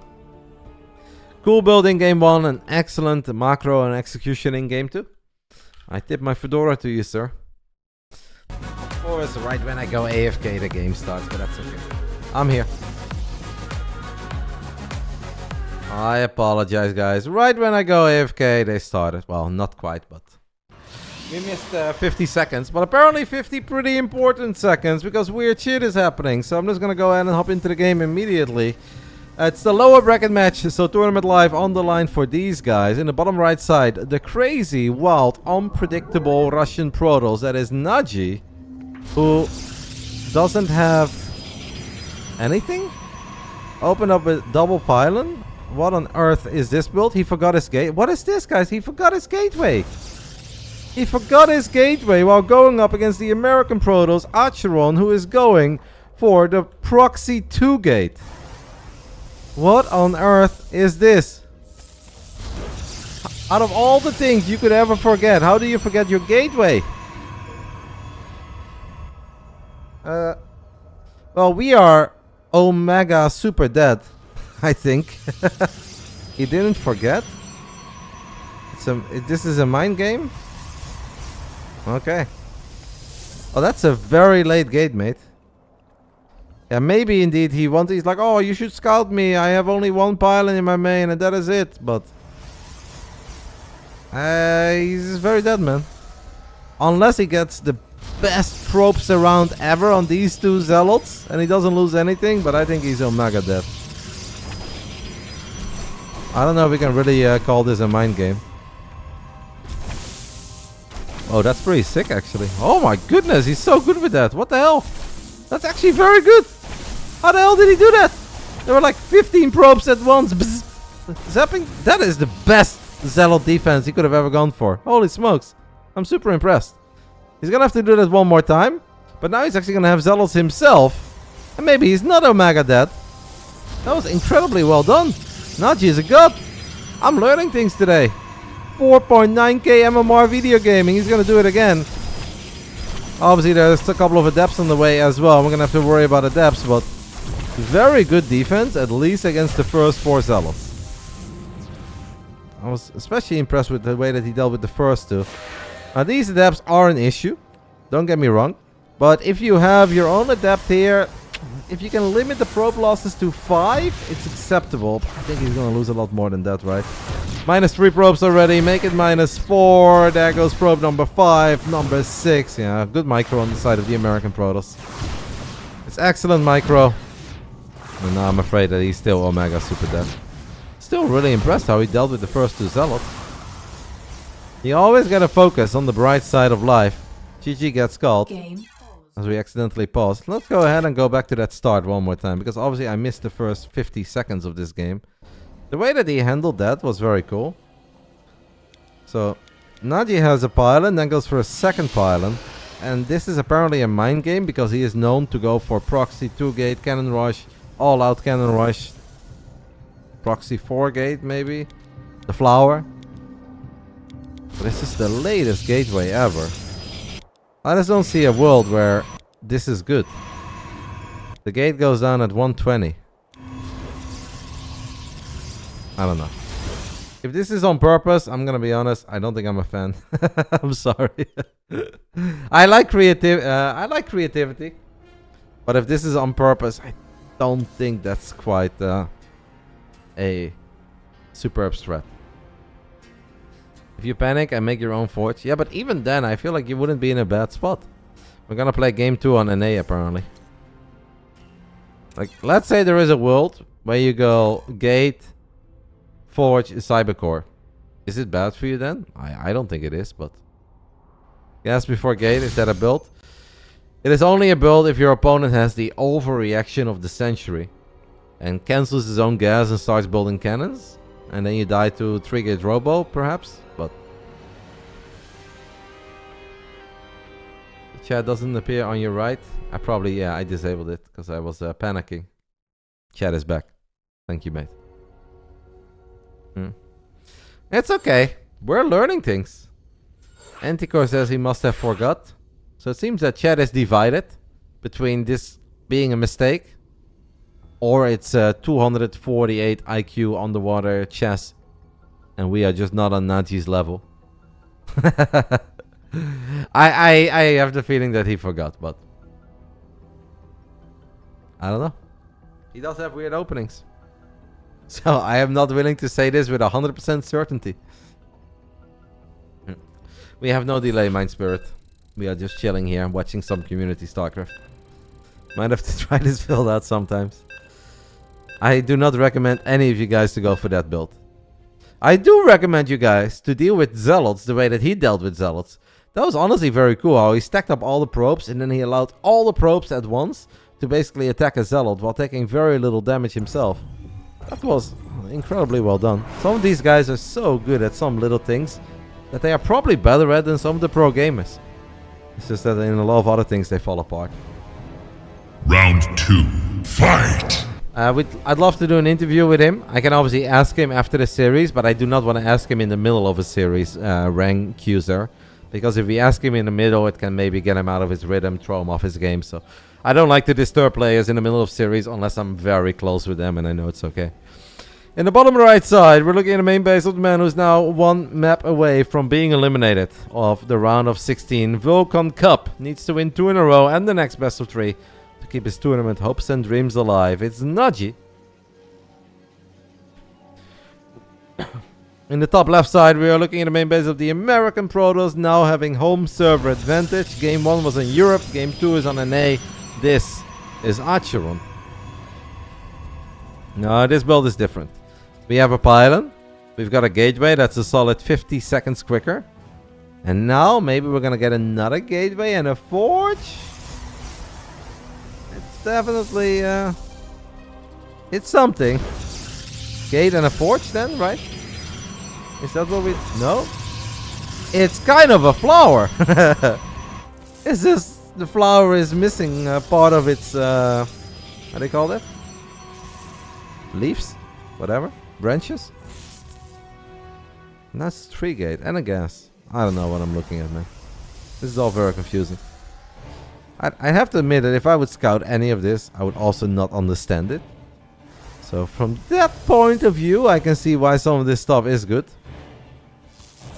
Acheron is now going to see the Cybercore go down, but you have to kind of put 2 and 2 together when you're like, wait a minute. My Cybercore is quicker than your Cybercore, and I've got a Nexus down and you don't. Like, that is not right unless you're way better than your opponent, but these guys are pretty evenly matched. So I think it should be doable to figure out that something ain't quite right here. So far though, the American Protoss is not really showing us a whole lot. Then again, Naji is not doing a whole lot with his gates. Maybe he's waiting for Stalkers? I guess it's a Stalker rush? Like, he's going for the pylon block now too, but that is obviously not something that's really going to work in his own advantage. Oh, it's Adepts. Okay, it's the mass Adept build. I think Miknik likes to claim that this is his specialty.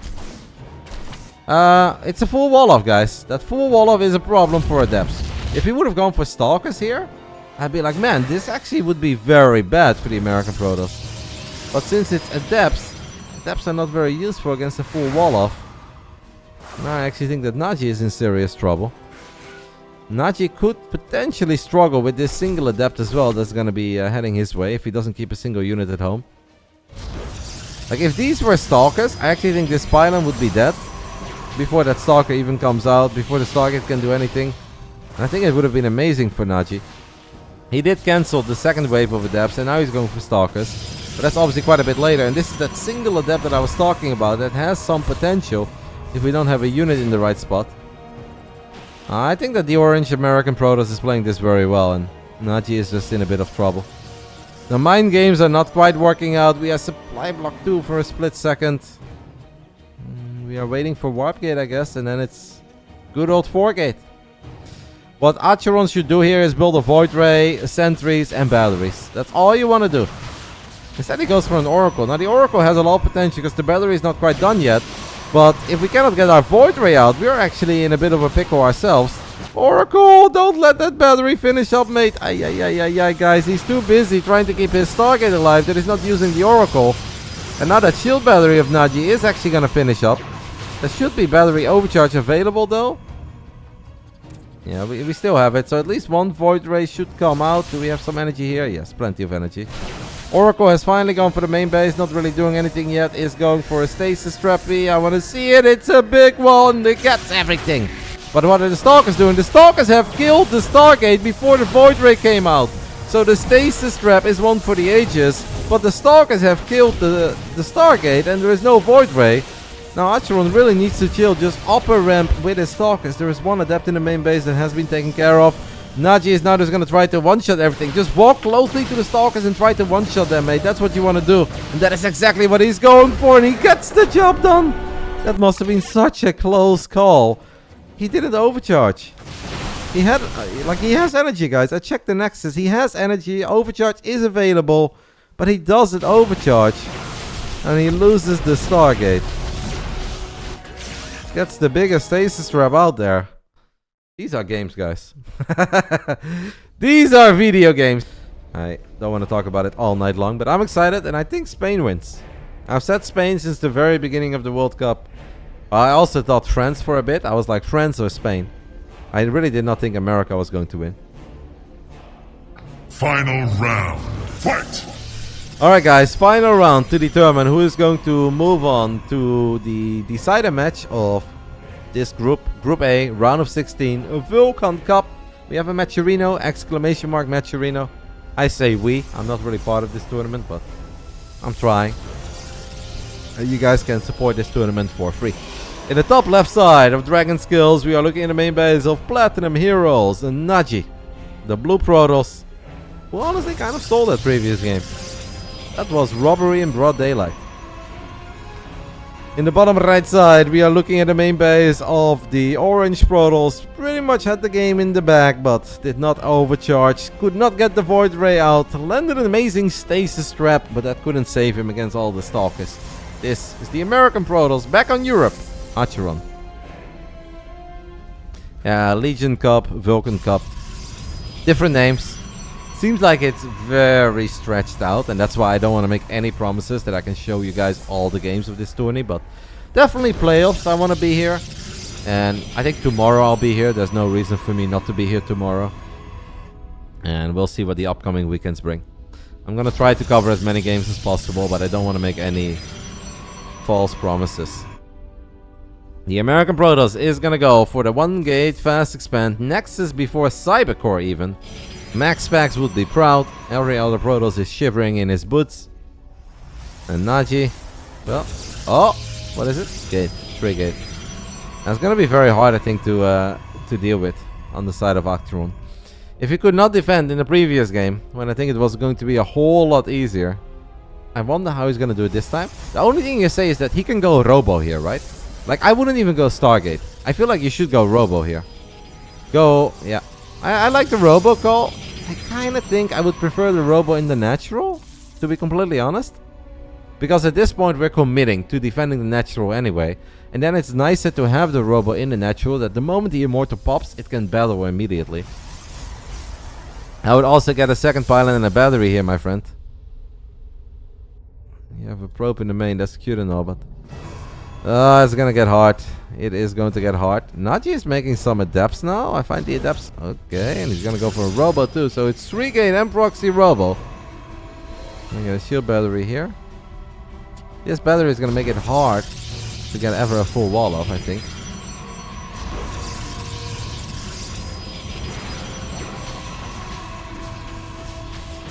Stalker is obviously fine. 2 Stalkers against 1 Stalker is not fine. Acheron is already in trouble, guys. I think he's gonna lose this Stalker before the shield battery is up. Unless he can save it with probes or maybe no, careful. Okay, he has 1 more Stalker popping. Actually, good save. Excellent save even.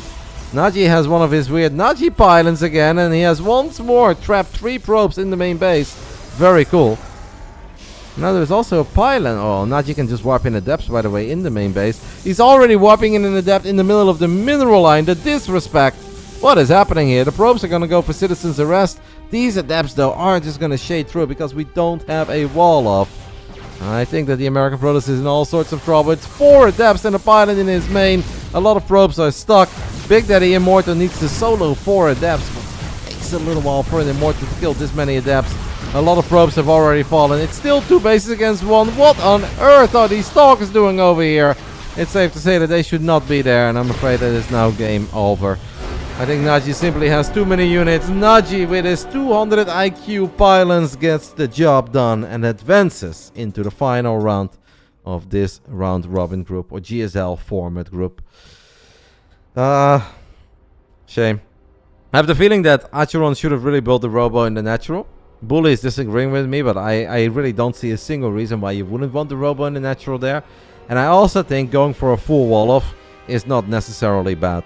I think that's going to buy you a lot of time. Maybe not with the robo, but then with a gate. Especially since Naji clearly loves the depths. We saw it on Babylon. We saw it in other games. That you can't really have the doors open. If the doors are open, the depths are going to shade in. And you're always going to lose too many probes. So as I said, this tournament has been going on for a long time. It's kind of like an ongoing long tournament series for players up to 5,300 MMRs. $300, by the way, for first place. For 5.3k gamers, that's very solid. I can understand that a lot of these guys are very motivated. I don't really see like one guy that I think is clearly better than everybody else.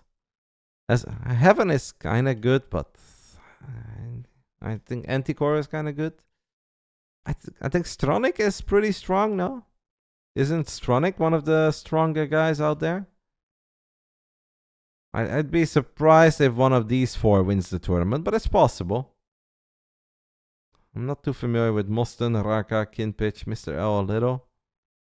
Nisho and Kinpach are the 2 best according to recent results. Really? Okay, I would not have guessed that. What is Kinpach's ladder account? If he is random, I should be familiar with him. Like, I think Heaven is quite alright. Actually, the few times that I played against Heaven, I was pretty impressed. This plays a very honest, nice, macro-oriented style. Kinpach is random and really good with Terran and Toss. Okay. You know, I'm still going with Heaven. I'm going with my boy Heaven, and I don't care what you guys say.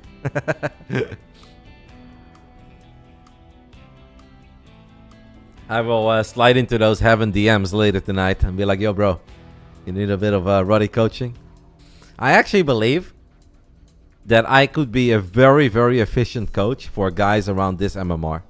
Because, like, I'm a little bit better where I can help them in a certain way, and I think I have very simple and straightforward approaches to how to get victories over opponents while not playing very complicated styles.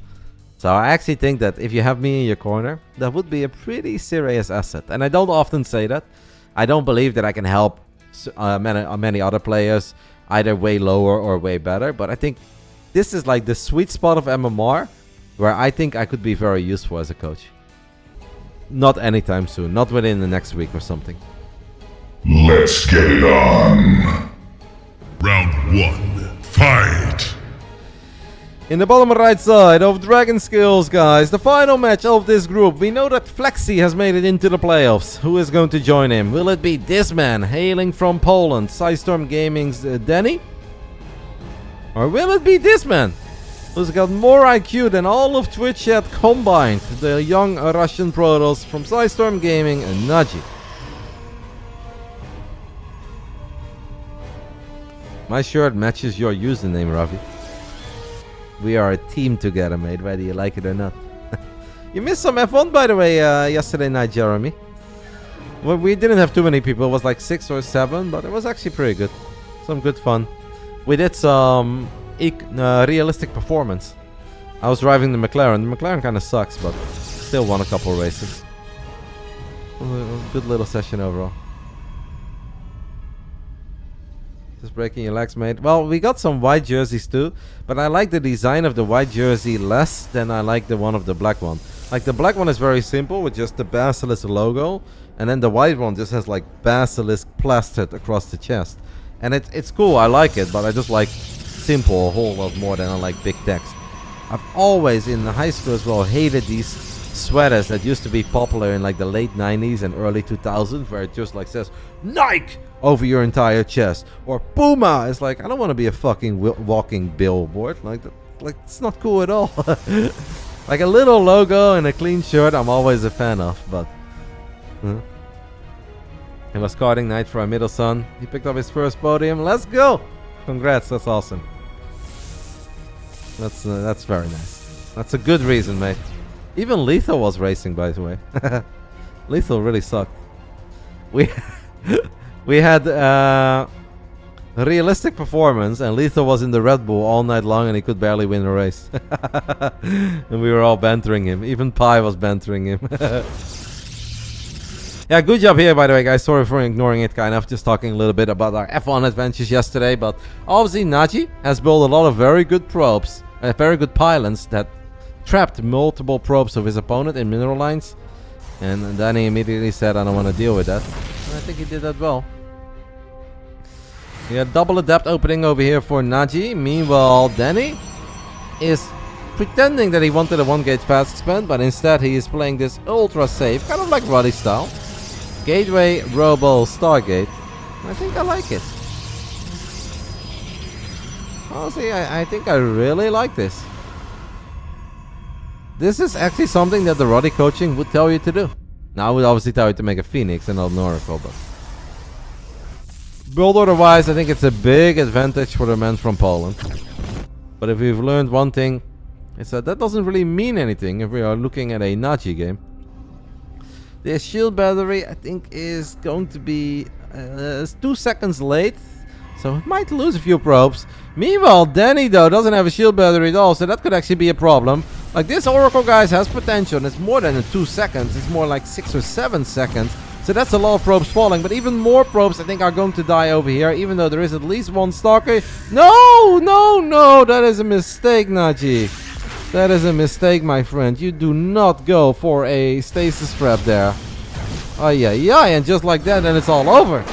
I mean, Danny already had the build order advantage, and I thought that Naji's Oracle was going to be solid, but it wasn't very solid at all. That was not the moment to go for a stasis trap. You fly in there, only a single Stalker, shield battery not ready, you always go Pulsar Beam. Especially if you're already taking economic damage at home and you have a later expand.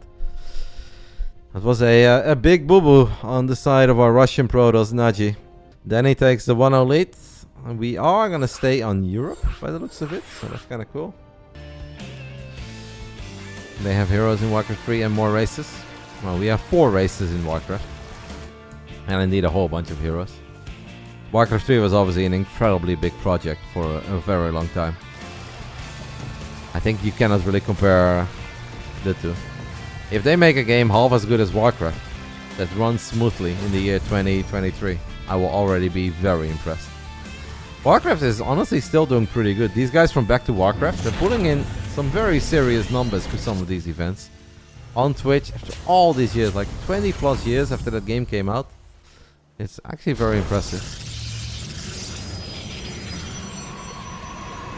And if we talk about having very few patches, I don't think that game has really had a whole lot of patches over the last few years either. And obviously for the longest time had a very still map pool. These days I got a few more maps, but anyway. We are, apparently guys, gonna do something a little cheeky over here on the side of Danny. He's got the Twilight Council and he's opening up with Charge. Flexi on the other end has opened up with 2 Hellions into Widow Mines. This could turn into one of these games where both parties are going to kill a lot of workers. Is any of the Warcraft 3 remastered crap sorted out? Honestly, very few. But the original Warcraft is just still good enough that people really enjoyed that. Warcraft 3 remastered sucks. I think everybody will agree on that. I think even Blizzard agreed upon that. That's why they gave people their money back. They're like, yeah, sorry guys, this was really bad. But the OG Warcraft is still just a very good game. These Widow Mines, guys, are not just going to be your ordinary Widow Mines. They're going to be permanently cloaked Widow Mines with this armory finishing up. And it's incredibly difficult to deal with permanently cloaked Widow Mines if all you have are Zealots. Even if he has an Observer, which he doesn't have yet. But even if he gets an Observer, he's going to struggle with these Widow Mines for days. This is going to be, I think, a very short game. All the probes are going to die, and then a whole bunch of SCVs are going to die. I want to say I think it really favors the Terran, but let's just see. Especially because the Terran is going to strike first, and you just cannot deal with this man. This man is about to lose 12 probes to the first 2 Widow Mines. Ah, it's 8. We're going to lose a few more, and these mines are going to fire for days. Like, no... Okay, good split there. He's got no Observer. He's got no Observer. He's got 1 in production now, but even if he gets an Ops, those mines will absolutely fire again. So now it's up to Danny to kill a shit ton of SCVs, and all the Flexi needs to do is just stabilize on the high ground, take the fight in, drop the auto turret. Great call. I think this is a win for Flexi. I don't really think there is anything that Danny can realistically do here. He's going to warp in a few more Zealots, and that obviously is going to make it a bit more scary, but them Widow Mines are going to fire again. They have already fired again. So you don't really kill this bunker. The tank should focus on the Stalkers. He's actually going to kill the bunker. But I think with the extra Marines, extra SCVs, we should be fine. Unless the Zealots can kill the tank. It should be impossible. But the tank does die, as it didn't really get properly repaired. But Flexi has 2 orbitals. 2 orbitals are pretty good. What happened to the Observer? It's being brought to the other side of the map. That's very nice. That's not exactly where the Observer is going to be ultra useful. This one is over, guys. The Widow Mines have actually killed a grand total of 27 probes. The final few units from Danny are not going to be good enough. Well done by Flexi. Good job there trying to defend on the high ground. If he tries to defend on the low ground, there is a chance that it all spirals out of control and he loses too many Marines, loses the bunker, loses SCVs. Then maybe the Zealots can at the minimum force a draw or maybe even win the game. But by trying to just make sure that all of your Marines are on the high ground and then pulling the SCVs back to that ramp, putting them on hold position for a little bit. I think it was all very sexy. Well done. Flexi, 1 map away from making it into the playoffs in this tournament that is flooded by Protoss players, by the looks of it. Cloaked Mine is like DT. Lack of scouting. Yeah, but to be fair, there is lack of scouting from both sides. And I also think if you go for certain builds, you can't always scout. Like sometimes you just go for a build and you send it, right? These guys are obviously not Clam and Hero. They just come into the game with a plan. They go for that build and then you just kind of take it from there. Rotti says, you should see my best of 3 versus Baby Marine. I lost 1-2, but for a 5.2, made it close. I got the builds. With 5 points. Alright, game 3, guys. I don't know if we stay on Europe or if we go to the American server. Hi. Are they? Oh no, I see Danny's in the chat. You think Boanan is the best cannon rusher and Gref has the best probe movement? Yeah, I would maybe actually agree with that. Because I think Boanan is incredibly good at what he does. And I think he's very good in the follow-ups.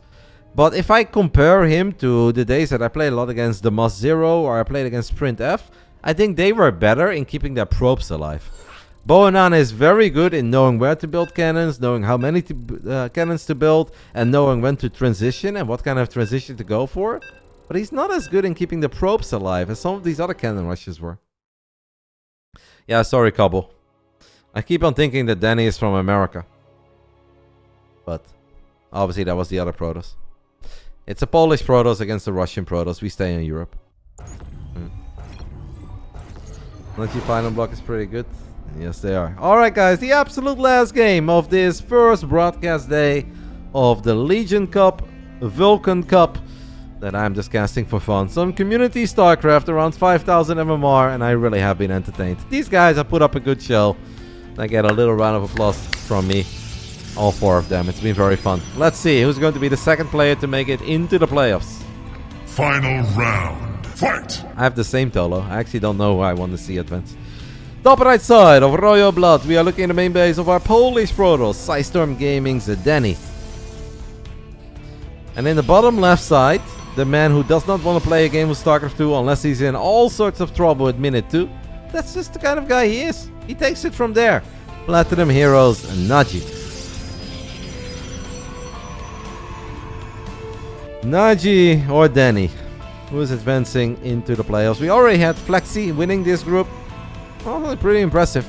Had a very close game 3 that I actually thought he was going to lose at one point against Acheron. Then ended up looking pretty damn good against Danny. One is Polish, one is PT Heroes. I mean, almost every single best of 3 we cast these days has at least one member of the Platinum Heroes. They're taking all my children as well. They even took Baby Marine.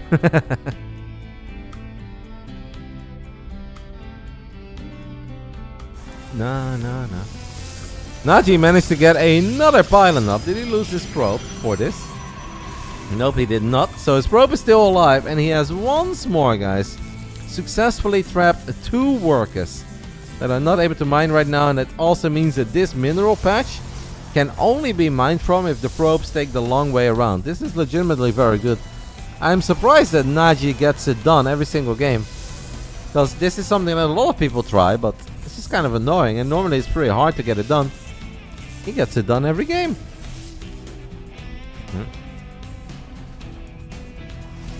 Naji going to gate a Stargate.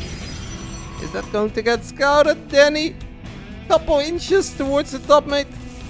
Just a tiny sneak peek towards the top. Still doesn't see it, guys. Are you kidding? Are you... Mate. That's crazy. That is crazy. Can we take a look at the income tab? Yeah, I can show you guys the graphic. You can see what kind of an impact that pylon has. Honestly, adds up.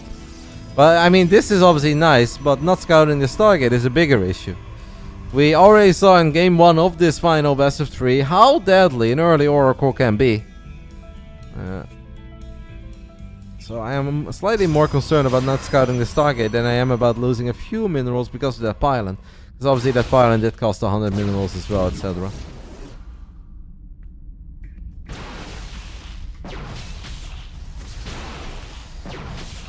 This first pylon of Naji is definitely going to be falling. There is no way to save it. It kind of comes down to, is Danny paying attention to adepts potentially shading on his side of the map? We have an Oracle as well that's going to go to the other side of the map. Here come the adepts. Shade finishes up. Warp in then, mate. Oh, Danny. He's microing stalkers on the other side of the map. That's cute and all, but we know how deadly adepts can be. To focus on the stalkers on the other side of the map, losing a lot of probes here. Maybe the Oracle should wait. I honestly think Naji needs to wait right now with the Oracle. He's definitely in a bit of trouble too, and he is waiting. What are we going to do with the Oracle? What are the stalkers going to do? The stalkers stay at home. The Forge is an interesting call. I think it's okay though. As long as we heal our pylon, we can obviously overcharge. You could drop a stasis trap here. What about a stasis trap here? You can overcharge, mate. You can overcharge. Oh, you go for a sentry? Oh, you could drop a force field prismatic. No, that's the wrong moment to overcharge. You should have overcharged earlier. Once you have the sentry and the void ray out, you don't really need to overcharge anymore. Because he could have... No, that's also very early, but... Okay, sure. Well, whatever. I don't know. I don't know what's happening. Danny is going for... the 2-gate robo. I know many builds, guys. I do not know the 2-gate robo. It feels that it's inevitable that you're going to be floating a lot of money. I think that Danny is just paranoid, and I can't even blame him. Stasis Trappy going down in front of the natural of Naji, which I kind of like. Obviously, very strange game, where both players right now just have weird, clumsy armies. The Stasis Trap could come into play. Let's go ahead and take a look at Danny's first-person view, guys. What is this man looking at the moment? Not a whole lot. He's now going to take a look at his stalkers. Is he going to try to elevate everything into the main? Got a lot of stalkers, guys. Fighting in range. Is he going to do that? He's actually going to try to do it. The man is going to try to elevate everything into the main base, but this will be revealed very early. There is a shield barrier there. I don't know if I like this, man. I don't know if I like this. Naji immediately goes for the prism. Does he have an overcharge? Do we have Coco's overcharge? We do, but it's a little late. But I think it's still good enough then to... Well, is it good enough to stabilize? I'd say drop a force field here. There's a lot of stalkers in the side of Danny, and Naji does not have a lot of firepower. Well, the Phoenix is not doing a whole lot. Naji is in trouble. Naji needs another Immortal, but it's going to take a little while, or at least his first Immortal, before that one comes out. The adepts are not good. That overcharge, guys, was 0.1 second late. It's now going to... Oh, that's a slow warpin! At least on 2 out of 3 zealots, this is the best evidence ever of fast warpins and slow warpins. Warprism is gonna try one more time, but you need to respect that Phoenix! Oh man, what are these guys doing? Now Naji is actually going for a very early disruptive stasis trappy! Oh, you can fight this right now. You can absolutely fight this, no? Okay, I like the sentry by Danny. The sentry I think is very good. Because otherwise this army could have walked down the low ground and you would have been in serious trouble.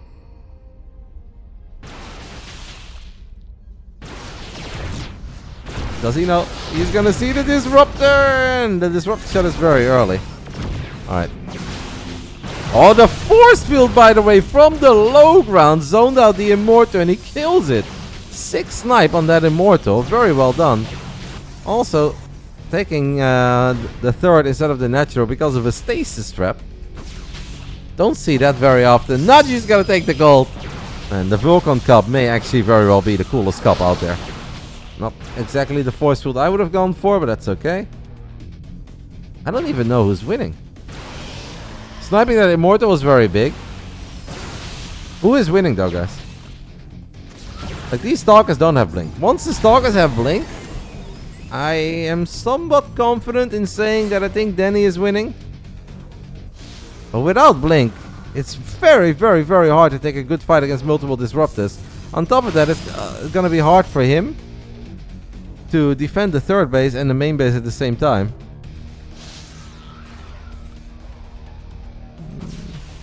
Naji's APM is kind of high in this game, actually. Higher than in some of the other games. Nova! Pay attention, pay attention! Oh, the Nova! Man, I think it could have gone off. There's no way he could have sniped that. I think Naji is winning. It's honestly very hard to call. I think with one Immortal, you should lift the Stalker right now, by the way. You have so much energy, mate. Lift the Stalker. You're not going to lose that Phoenix. I kind of think that Naji is winning. Okay, he's going to lift the Stalker. He's going to activate Pulsar Beam as well. Maybe he should recall some probes, by the way. Naji, chill for a split second. Recall probes right now to your gold. Before you start fighting here, just for a split moment, recall some probes. And then focus on the battling. Because right now you've got a gold with 0 probes on it. Go, go, go. Recall and then you can start battling all you want. He's got a couple of adepts in the main, but they're shooting all over the place. He has recall. And now I think you want to... Maybe wait for that Immortal then. It's so close. If the Immortal is this close, you go for it. Oh, no! That's not what you do, Naji! That's not... No! No, no, no, Naji! Oh, oh, oh. Loses a Disruptor. Loses the Oracle. And all 1 or 2 seconds before the Immortal was supposed to show up.